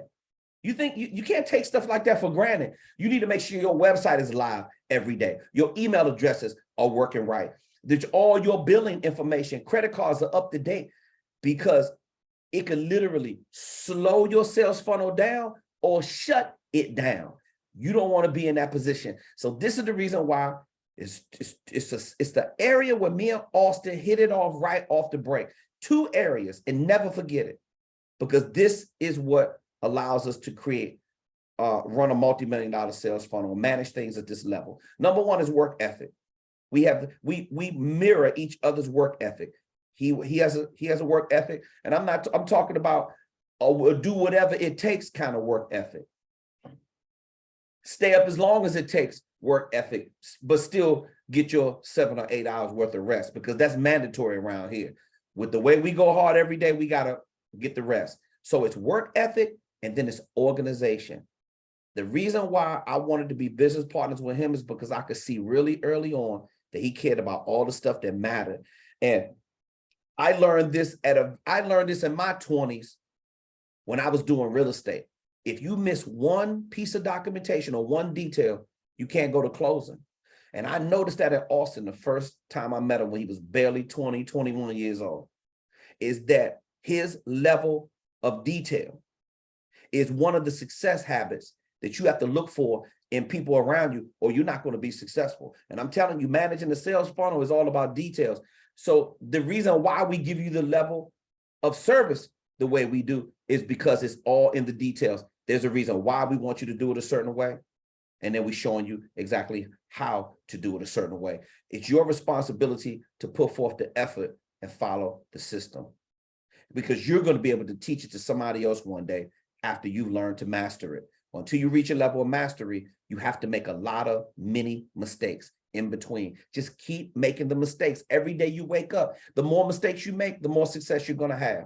And if you don't get in there and start tinkering around with it, it's okay to make mistakes while you're training. This is why they call this an online coaching community and training platform. You're making mistakes while you're training. It's okay to make mistakes while you're training. If you're not training, you're not growing. If you're not making mistakes, you don't get better. You don't increase your level of skill. This is the stomping grounds to make the mistakes. And now your speaker business is set up properly so you increase your chance of conversion. You increase your chance of getting a meeting planner on your calendar because you know how to manage each compartment of your speaker business. That's why you have 6 modules. Those are like 6 different compartments, and we're walking you through the whole entire game.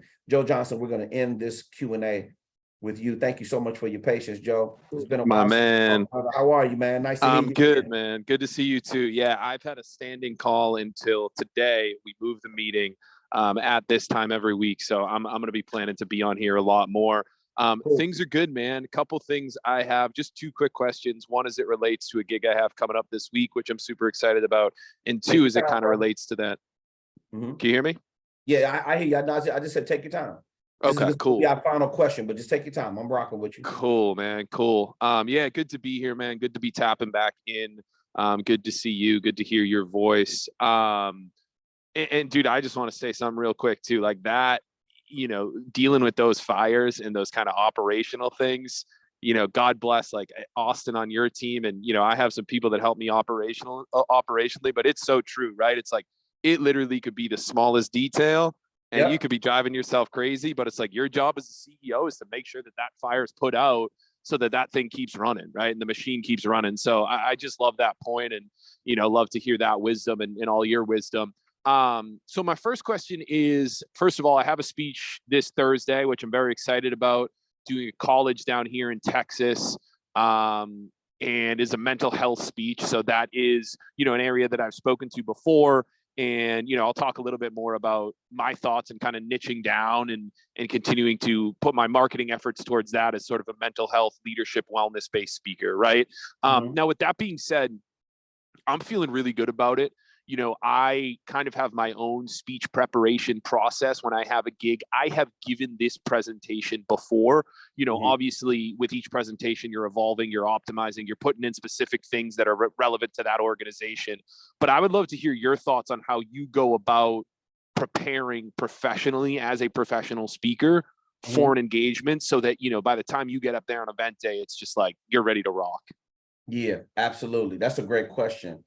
We rarely get support tickets of people asking me how I prepare. A lot of it is on the platform, but I can tell you that I'm going to take a little bit deeper dive since you asked me. So there's a process that I go through, Joe. And first of all, I always customize everything. And it's okay to deliver a presentation that you've delivered before, but this is how you can make it very unique to the audience that you're going to be in front of.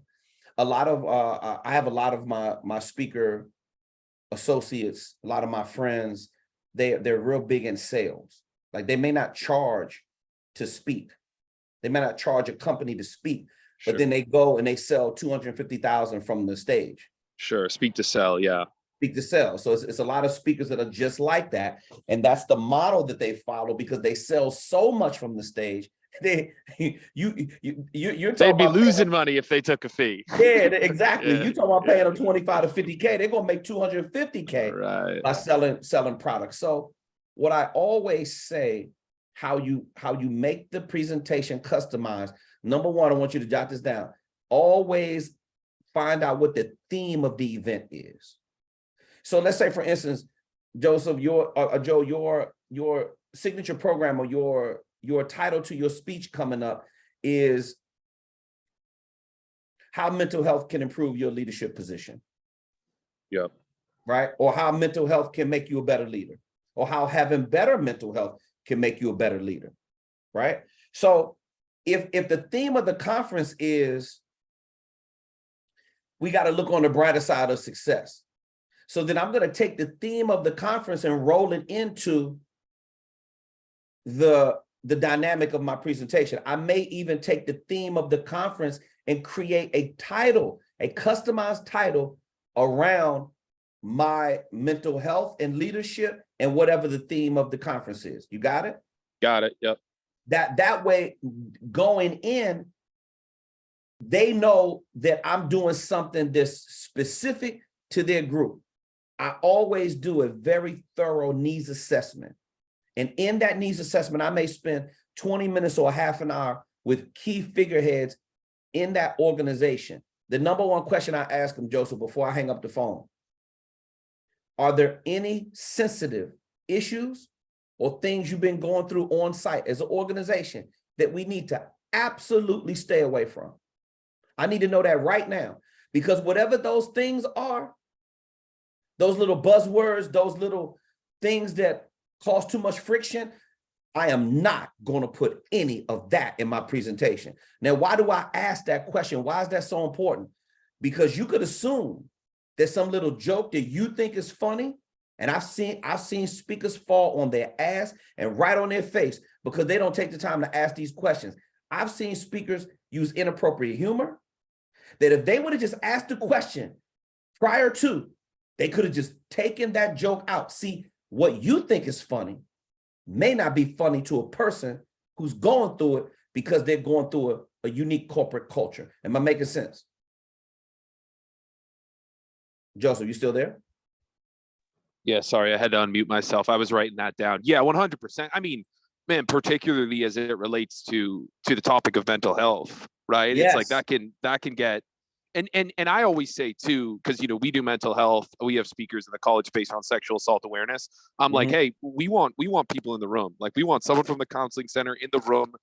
Meeting planner, you're going to be in the room, because what I'm doing is kind of, even disclaimer saying, hey, if at any point throughout this presentation you get triggered, something comes out, feel free to step out. There are counselors in the room, right? And so I think that's super important. I love that specific question of, sensitive areas to stay away from. And we do a pretty deep dive of what specifically is going on. Has there been a suicide attempt? Has there been, something going on, or is it just, general? So I love that, man. The needs assessment before. Now, in terms of actual, like, you running through your speech, because again, like, man, I ran through my speech yesterday and I was like, man, I got this down. But at the same time, I would rather be shown up on Thursday over prepared, right? The last thing I want to do is I'm gonna forget my lines or something like that. Like, do you do anything at this point in your career, or I'm assuming like, you got your speech down in terms of like running through it or the flow of it, or, that stuff wise? Well, I always have a way in which I deliver. And this is, I talk about this in the mechanics of communication. It's the art and the science behind delivering a message. I filter everything. Whenever I do a keynote, I always make a point, open up the point, make an example of the point, bring closure to the point, transition, and pivot right into the next point. I keep that on a loop. That's how I filter my presentation through that. Once I get a theme, I say, okay, I got a customized theme now. So my opening statement is, ladies and gentlemen, I want to thank the board of directors for choosing me as the closing keynote this evening. I have something I want to share with you today. As I was doing my needs assessment with the board, as I was talking to Ms. Johnson about putting together this event, understanding what the goals were, and I wanted to make sure I came in with the right message that would support your goals. So today my message is entitled, and then I give them the customized message that I came up with. I give them the customized title that I came up with. Now, and then I say, okay, so what I'm going to do before I leave this stage is I'm going to help you understand how, as a leader, you can improve your mental health in your position and get a renewed spirit of focus. Now, I always break down an acronym for focus. So that's 5 steps right there. 5 steps, tools, keys, pillars, principles, whatever you want to use. So I tell them, hey, today I have 5 keys. These keys are going to allow you to start your ignition of productivity and allow you, it's a vehicle of opportunity. These 5 keys are going to allow you to get to where you want to go faster. Now, I'm going to pull some pages out of my personal playbook, and I'm going to teach you how to become a better leader and simple strategies of how you can overcome the things you're going through right now. And I don't care where you are. I let them know immediately. See, and then I'm going to start following the system. When I first started, Joseph, I was all over the place. In other words, I would just do the keynote, fly by the edge of my seat. I don't do that anymore. No. I have 5 tips, 5 principles, 5 keys. I use that because I'm America's leading focus expert. So I just break down the acronym for focus, and I integrate that brand into the challenges in the needs assessment, whatever it is that they say. Now, So what I do is I take each one of the 5 keys is going to be a signature program that is the solution to deal with the challenge that they told me that they had in the needs assessment. And then what I do is my signature programs directly attack each and every single thing that they told me. Now, I may come up with 10 to 20 challenges or problems or things they're struggling with in the needs assessment. After a while, Joseph, it all sounds like the same bullshit, to be honest with you. But just so the meeting planner knows, and that she knows that, oh my God, I can't believe that he's talking about the stuff that we talked about in the needs assessment, and everything that she said that her group was struggling with. Now all the value is in those 5 steps. And at the end, I'm going to say, so in conclusion, if you stick to the 5 keys that we talked about, and then I do a recap, literally every last one of those bullets. Now, as you can see, the F in the acronym for focus is going to allow you to do boom. And then I open up the floor for about a 15-minute, 20-minute Q&A. And it just puts the nail in the coffin, bro. Standing ovation every single time. So yes, I have a routine. Yes, I have a system that I follow. It's the art and science behind delivering the message. I always have 5 keys. I don't care if I'm doing an hour keynote or if I'm doing a half-day program or full-day program. Well, if I have an hour keynote, then I realize that I only can maybe able to spend 5 to 7 minutes per bullet. With some filler stuff in between, my keynote's done. If I'm doing an educational keynote for 2 hours, now I got time to put more filler into each one of the 5 bullets. If I'm doing a half-day program, 2 to 4 hours, I got a whole lot of time to put more filler. I can tell more stories. I can use some real life experiences. All you're going to do is keep layering and layering and layering and building in between. Yeah. So if I'm doing a full day presentation, now you got to have an entire workbook that breaks all this stuff down and take a real deep dive into a training. So how many hours are you speaking is the next question. It's a 45-minute keynote with the Q&A at the end. And then we're doing what I've been doing to provide more value is if I'm going to be there, if one of my speakers is going to be there, depending on the price of the gig, we're doing like a 30-minute workshop, like breakout with just their student leaders. Nice. So I'll break out with like 20 of their students. And I'm just like throwing that in, man. I'm like, hey, look, we're going to be down there anyways. Like it's not that much effort for me to do a 30-minute breakout. And I'm just going to have a conversation with their student leaders and give them a little something afterwards. Smart. Over delivering with student leaders. Watch this. Totally. Make sure you get photo ops with them. Make sure you get some testimonials. Make sure you, hey, do your networking thing because, and it's nothing to call up the campus newspaper, have the photographer or the videographer come down and they can cover your speakers and do a story. Maybe the focal point is not on you, but say, hey, listen, I run an agency. I have these speakers down here that they're delivering a wonderful message about leadership. The world needs this kind of healing and repair right now. Every time when I was real big in the college market, I would just call up the campus newspaper. And bro, a lot of times they're not really doing anything, but they're looking for a story to cover that comes to campus that improves campus life. And that's what you and your speakers and all your programs are doing. It sounds like you're moving in the right direction right now. You're over delivering on the value. You're massaging those relationships to give future business later down the line. But just remember, always have structure. Always know exactly what you want to do. I like the fact that you said you're overly prepared because what that does is, see, I call that KTR COC formula, command over content. When you walk in and you know exactly what you want to do, this is the reason why I call it the 3 Ps to success. You want to be polished, poised, and professional. And I like that about you, Joe, because you know what you want to talk about. You're confident in yourself.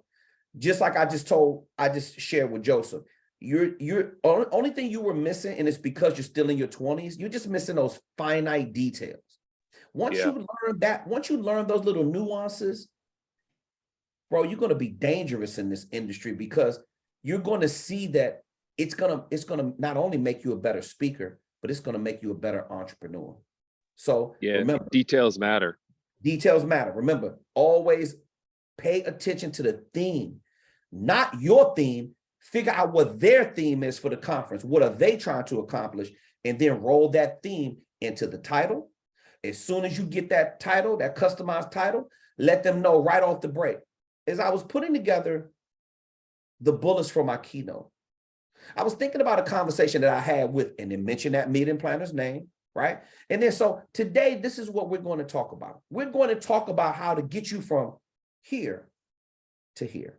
And then all you're going to do is pull on the strategies of showing them the how to, give them the key takeaways, help them achieve their desired outcomes and their learning objectives. Before you know it, it's time to do a conclusion, like a recap. And then Joseph, you're going to go right into your Q&A. And when you do it that way, boom, Q&A is opening up the floor. Now you're going to understand what they learned, and they're going to say, I remember something that you said 7 minutes into, can you touch on that? And now they're going to divert to the subject matter expert, and you get that kind of stuff on camera, bro. That's why Gary Vee is so effective as a keynote speaker, because Gary Vee will tell you straight up, forget about the keynote. Let's save room for the Q&A at the end, because that's where the real gold is, bro. You got it, Joseph. Totally. Yeah. And I paid a videographer down there. I half paid him he's going to come out, take some footage, all that stuff. Good. And KTR, you'll like this. I did a little negotiation. So they didn't have the fee that I quoted them at and that I generally quote at. We brought it down. I said, totally cool.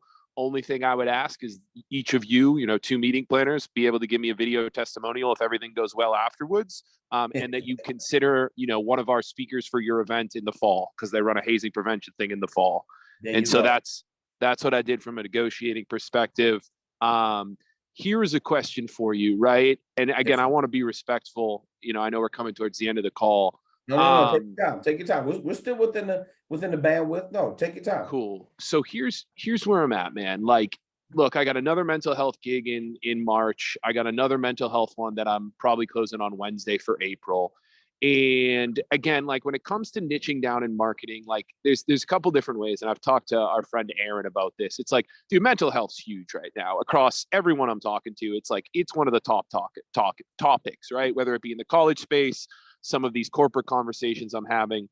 And so, kind of niching down and again, making my content around that mental health, emotional wellness, personal development as a whole is, a way that I want to go. Now, my question for you as well is like, look, man, I don't want to be a college speaker forever, right? And I'll play there and there's opportunities there. And, we have speakers that we can hit on the different topics and that's cool.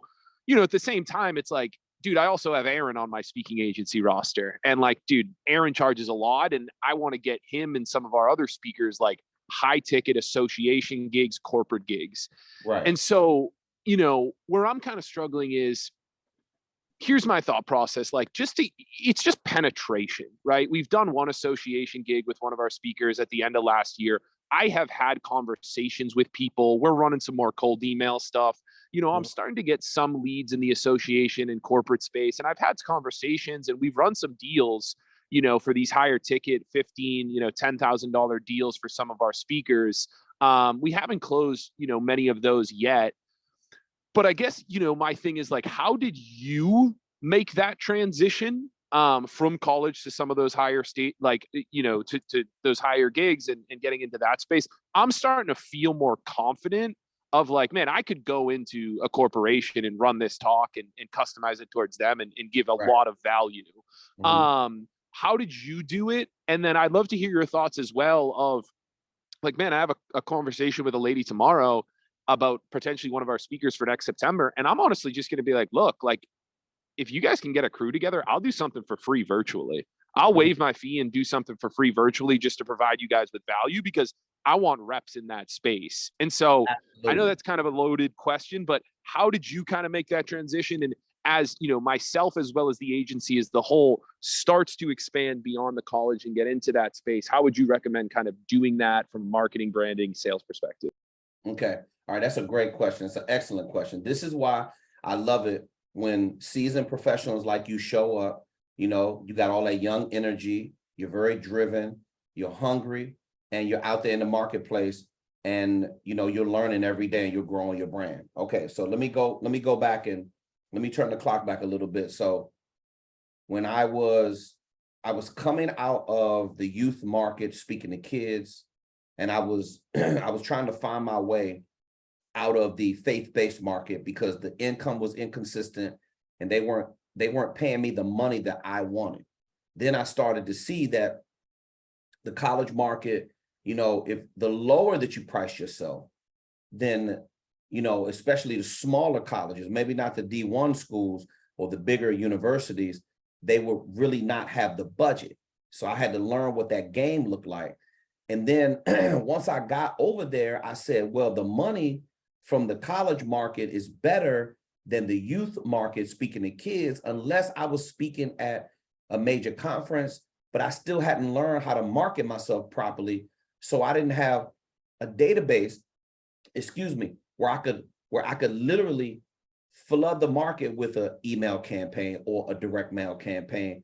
I wasn't getting the repetitions in. So I had to learn that I wasn't making the money that I wanted to make. So I realized I had to speak less and earn more, not the other way around, because I was working too much and I wasn't making enough money. So then all of a sudden, I did the College of Southern Maryland. I had to go in and do a freebie for the College of Southern Maryland. So I got that footage. And then I had to go in, I had to do Miss Henley for the School of Business at Howard University. She had me come in to do a presentation for the School of Business, which I ended up doing probably 10 speaking engagements at the School of Business at Howard University. So I had all these relationships and I was doing all this local stuff, and then it just started growing. See, what I realized in the college market is that back then, this is before social media got real big, you didn't really need a video for the college market. You just could like send them a brochure. Even to this day, brochures work really, really well in the college market, because they're like, oh, wow, okay, a new speaker. I know I'm seeing a brochure 1, 2 times, 3 times. I'm like, okay, they will literally book you off of that brochure or the cold email. The thing about the college market is real tricky, man, is that these student coordinators or either their advisors, the advisor may be there, but these people are seniors and they're graduating. So it's a different person next semester. Yeah. Oh, you're dealing with a different, so it's hard to keep the damn database up to date unless it's the advisor. The older people stay there longer, but sometimes you have the multicultural director or the person of the leadership development. That person is a junior or a senior and they've graduated. So now that position is with somebody else. So what I did was I knew that my money was not what I wanted it to be. So what I had to do was the transition from college to the corporate market. See, this is a trap that you're stuck in. And I had to have the same conversation with Aaron. So remember this, Joe, the meeting planner is going to place you where they see you. Let me say that again. They're going to place you where they what, Joe? See you. Where they see you. So if I'm going to your website and I see that a lot of speakers who want to get into the corporate and association market, they know they want to earn more money and they're tired of getting that $1,000 to $3,000. So on average, you're looking at $2,500 for a college gig. We're ripping like 4 to 6, somewhere in that range. Okay. Like I if we're getting on a plane, I'm going out tomorrow, Thursday for $37.50. If one of our speakers is getting on a plane, it's probably not going to be less for 4K because the margins just aren't there. I got you. We can get like 4 to 6. So if you can push it to that, that's cool. But still, what I'm telling you in the college market is that if you really want to work a lot, if you price yourself at 25 to 3,000, you're going to work a lot because you're competing with bands, right, and jugglers and clowns and comedians and all of that. So think about it. I know tons of speakers. I know tons of bands. I'm talking about illusionists, hypnotists, all these. Your fee from the college market is coming from the student activity fee, which is mandatory that everybody has to pay. So they have a budget to bring in all this talent. It's mandatory that they have these events. And that's the reason why they have a budget to pay you. Now, I know how college coordinators are. The lower your fee, the more they're going to want to hire you. When you start going up in your fee, it's going to be your market starts becoming smaller. And that's what I learned. See, watch this. I went to APCA. I went to the National Association of College Coordinators Conference. I hosted an entire set for speakers, and I also performed. I didn't get any engagements. And the reason why is because I didn't understand how the college coordinator, I didn't understand their mindset. First of all, my fee was too high. I was the one in the book whose fee was too high. So they were going to touch me with a 10-foot pole because they don't want to spend $4,000 to $6,000 at the time where my fees were. They want to spend $2,000 to $3,000. So that was a tough lesson that I learned. I said, okay, so I'm asking the market to pay me who doesn't really want to pay me. Then I did Edinburgh University out there in Pennsylvania. They paid me $3,500. I had to take out all my expenses up front. I just got tired of every market dicking around with my money, Joe. Yeah, it's ridiculous. Sick of it, bro. Yeah. Until Tyco, years ago, was the first company to pay me $5,000.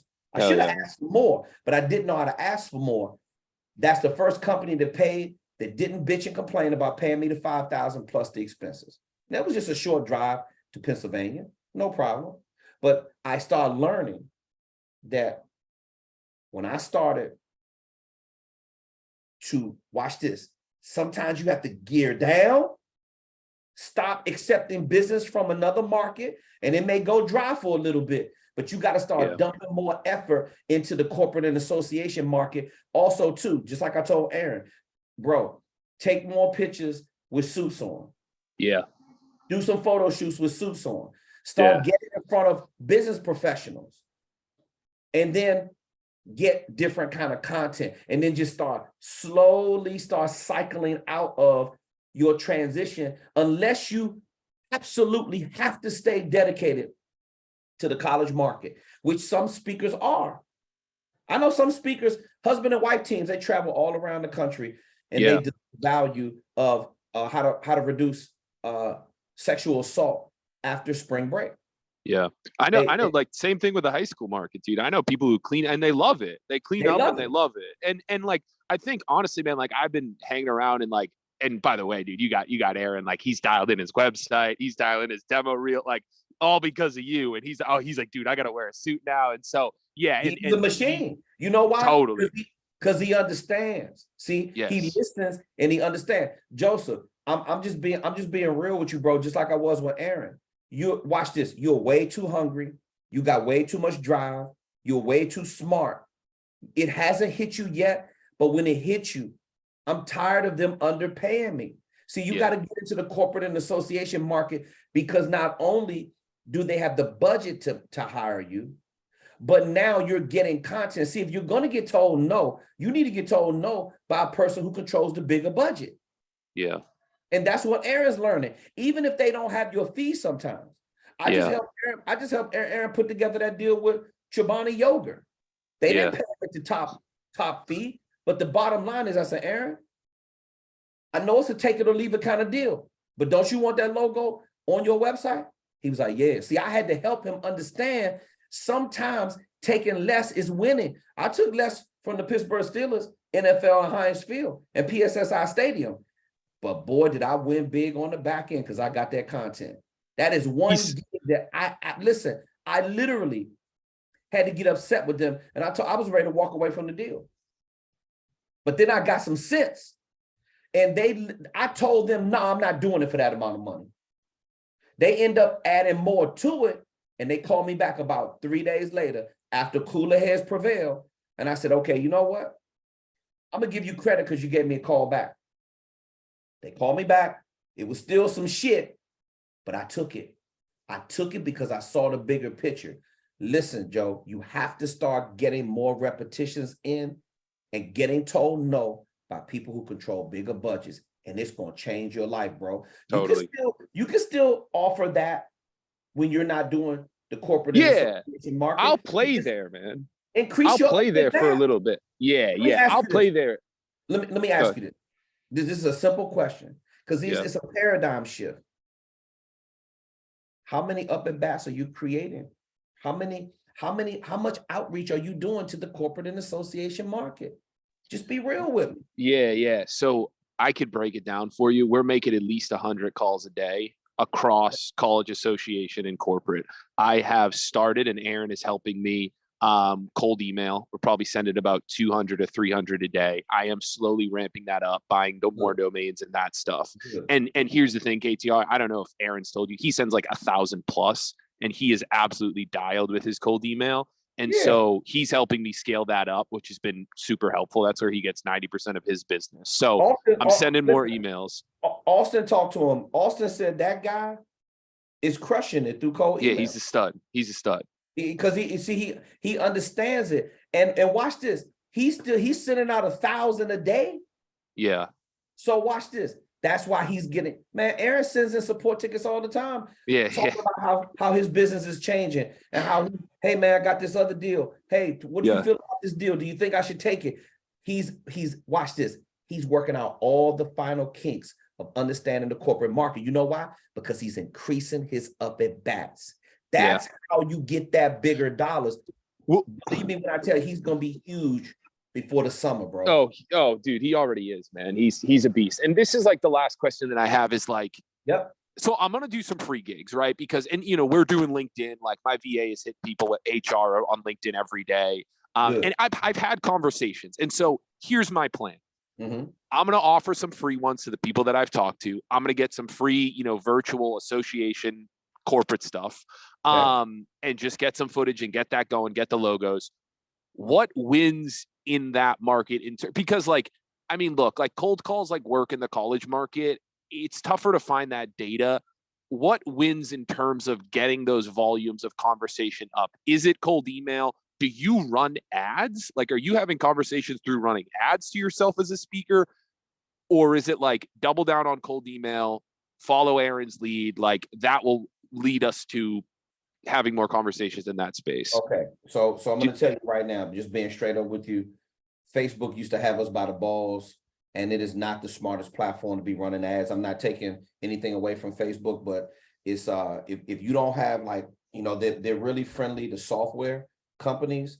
When you're coaches, I wouldn't recommend doubling down on your strategy, or if you're speaking with Facebook, because they will shut your ad down for absolutely no reason whatsoever. So you do not, listen to me, you do not want all of your focus on Facebook. Maybe use it for retargeting, but that's about it. Now, Google AdWords and YouTube pre-roll ads, if you want to test a small amount of money as far as that's concerned, that's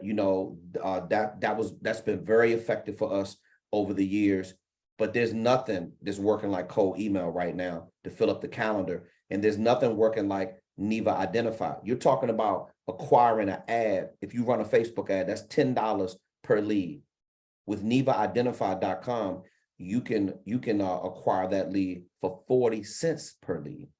So if you want to know what that looks like, schedule a demo with Austin so he can walk you through it. See, we're creating products within a space to lower people's opportunity cost per lead.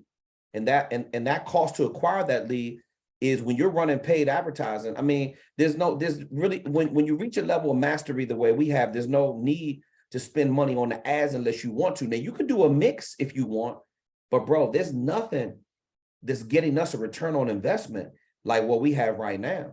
See, we took that out of the game because you don't want to be controlled by that one platform, because now you got to rely on them to earn all your money. No, it's better ways to do it. So I'm telling you that you have to increase your outreach. Aaron's learned to do it since he's been on our platform, and it's working for him. See, you're going to win by sheer volume. You don't have enough volume in the corporate and association space, because if you did, now you'd be going out the door at 5 to 10K every single time. You're getting told no by a better quality lead. If you're going to get told no, watch this. See, I already know what's happening to you, bro. And I'm going to tell you, if it's not happening to you more, you're going to get stuck in a trap of frustration. See, what's happening right now, you got control over it. You're saying, okay, we're going out the door 4,000 to 6,000. But really what's going to happen is they're trying to make you take 2,500 to 5,000. And if you don't have enough volume coming in on the corporate and association space, you're going to keep taking that. Yes. And that's a trap. That's a trap. Now you're going to keep falling into that. You're still getting the work, but you're supposed to be earning a whole lot more money. So you can end that. You could, let me tell you something. 2 to 4 gigs in the corporate and association market is better than the 8 to 12 that you're booking for you and your clients every single month. Scale cold email. You got Scale cold email. Scale up your cold email. If you're doing it the right way, when obviously you got Aaron's crushing it, because trust me, Austin sat on the phone and listened to his strategy. Because if it was Aaron's a savage. Yeah, if it was some, that's it. This is exactly what Austin told me after he talked to Aaron. He said, "Yo, bro, he gets it." He said, he's so legit that with cold email. Dude. And Austin doesn't say that often, but they had a conversation because he went through the demo with well, first of all, we told Aaron about Apollo.io, and he was using that as well, but he wanted to really drill down a little bit more, wanted to know the benefits of NevaIdentify.com, and Austin walked him through a demo, and he helped him understand what's going on. So what I would do if I were you is I would either follow Aaron's lead, or either you need to get more. I'm going to talk to Austin too. Yeah, you need to. Why not? Because now you can at least do a cross check of what you're doing right now versus what you could be doing, and understand that if it's only costing you 40 cents per lead, maybe you do that for 1 or 2 months and start, playing around with it. See, you got to experiment and fail to understand what your real target market is. And watch this. A lot of people are not proven in the market. They don't test the concept to see if, these corporations are responding to my mental health program, to my leadership program. There's medicine in my message. I'm going to leave you with this, Joe, because I didn't address and I got a piece of advice as well after you, Kev. Yeah, no problem. Thanks, Austin. I'm glad you're jumping in here. But remember this as well. If you go, and I have to say this to a lot of students or a lot of prospects who schedule a call with me. If you look at the way my website is set up, remember, what does Kevin T. Robertson teach? Leadership strategies and magnify success. Okay, got it. Who is KTR? He's America's leading focus expert. Okay, got it. Okay, well, what is the end result that we're going to receive after we hire Kevin T. Robertson? He's going to help us increase employee engagement with KTR. That specific verbiage, see, when you don't, I have one goal and one goal only, is to make an impression for corporations and associations. I'm not trying to serve the college market. I'm not trying to service the youth market, speaking to kids, nor the faith-based market. That's not my thing. My website has one call to action. And if you start splitting hairs, Joseph, you're going to start seeing it reflecting your paycheck. So if I were you, I would double down on a very strong message for the corporate and association market, and then take the business that you're already getting from the colleges right now, but I would just put a heavy emphasis on the bigger dollars and start attracting those meeting planners to your brand, and you're going to start seeing a difference over the next 30, 60, and 90 days. Hell yeah. Hell yeah.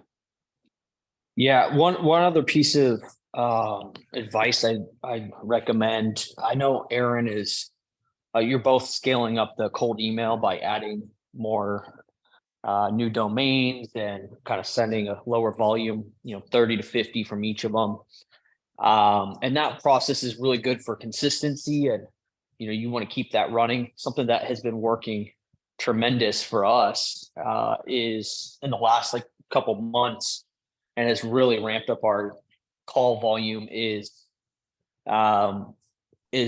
dedicating a few domains per month to doing just mass outbound email for each of them.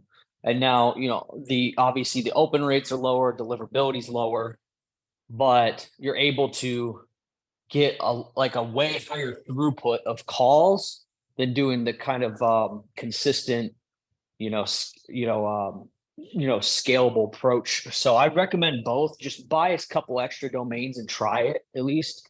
And it allows us to send, 2+ million emails a month. And how you do it is you use a tool like Gmass, and you set up SendGrid with Gmass, and SendGrid allows you to send as many emails as you want.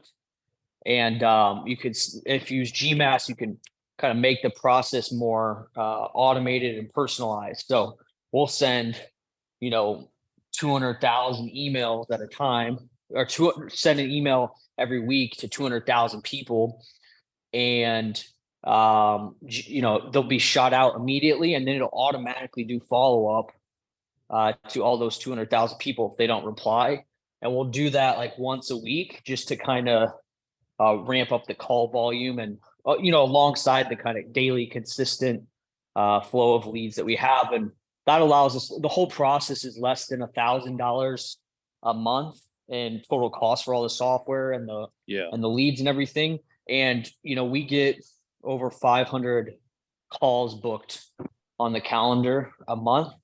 And it's probably around 600, but we cancel, the non-qualified people. And what is interesting, if we were to, so 500 qualified a month, if we were to spend, when we spend it on Facebook or Google ads, where you're looking at, average $150 per call. And that's pretty standard. That's if your ads are really dialed in. So if you're looking at 500 calls by $150, that would cost us $75,000 a month. And we've scaled up our ads to, that scale. But the problem is, like, why would you spend that when you could just spend do it less through than calls? 1,000? Now, here's the question: those 500 qualified, are those all for KTR speaking, or are those all are those for this program, or is that a breakdown? Because I know you guys we do a mix. Yeah, okay. I mean, Kevin only has so much time where he can actually go and travel, and it's exhausting, right? And we have we have a product that we can scale kind of to the moon without a lot of extra time for each. So, our kind of highest best use right now is just scaling out speaker focus. And so most of the emails we send out are for that, but we also do a select few for Kevin's speaker funnel. And we'll be, Kevin wants to speak more this year. We're getting a sales team and stuff, so we're going to ramp it up even more. But we do a kind of a mix. And another point too, we have our new software, Neva Identify, and we're starting to ramp those emails up as well. And we're going through the same process of messaging discovery. And when you send out that kind of volume, I mean, you get the data, you'll know within a few days how each messaging is working. Right. And it gives you more at bats. You can kind of keep testing new messaging at a higher rate versus the slow approach. I recommend the slow approach when you find a dialed in messaging that you want to just keep sending out. But I don't know. I would do both, to be honest. The feedback loop is shorter, and you're getting 100%. Yeah. Okay, Austin, I'm gonna just schedule a call with you, because I know cold email is the key to where I want to go. In addition to what I already have, I honestly just want to kind of hear the process behind it, right? Because if I can understand the process of domains and all that stuff, I'll fucking get it down, that's, I just need to understand that. So cool. Well, thanks, KTR. I'm going to have those conversations with those people, get a couple free gigs, and just slowly start making that transition, because it's look, I'm 26 right now, and dude, college market is fine, but I see the writing on the wall, and I see what Aaron's doing in the corporate space, and having a couple years there, and it's I want to start making that transition immediately. And so I'm going to start doing that. Absolutely. And you're going to start seeing the difference in, I'm glad that Austin came in there and provided that kind of insight as only he knows how, because what you're going to start to see too in closing is that your business model is going to start to change. He talked about, you getting the messaging out there in the market, and then you have to collect that data in the market.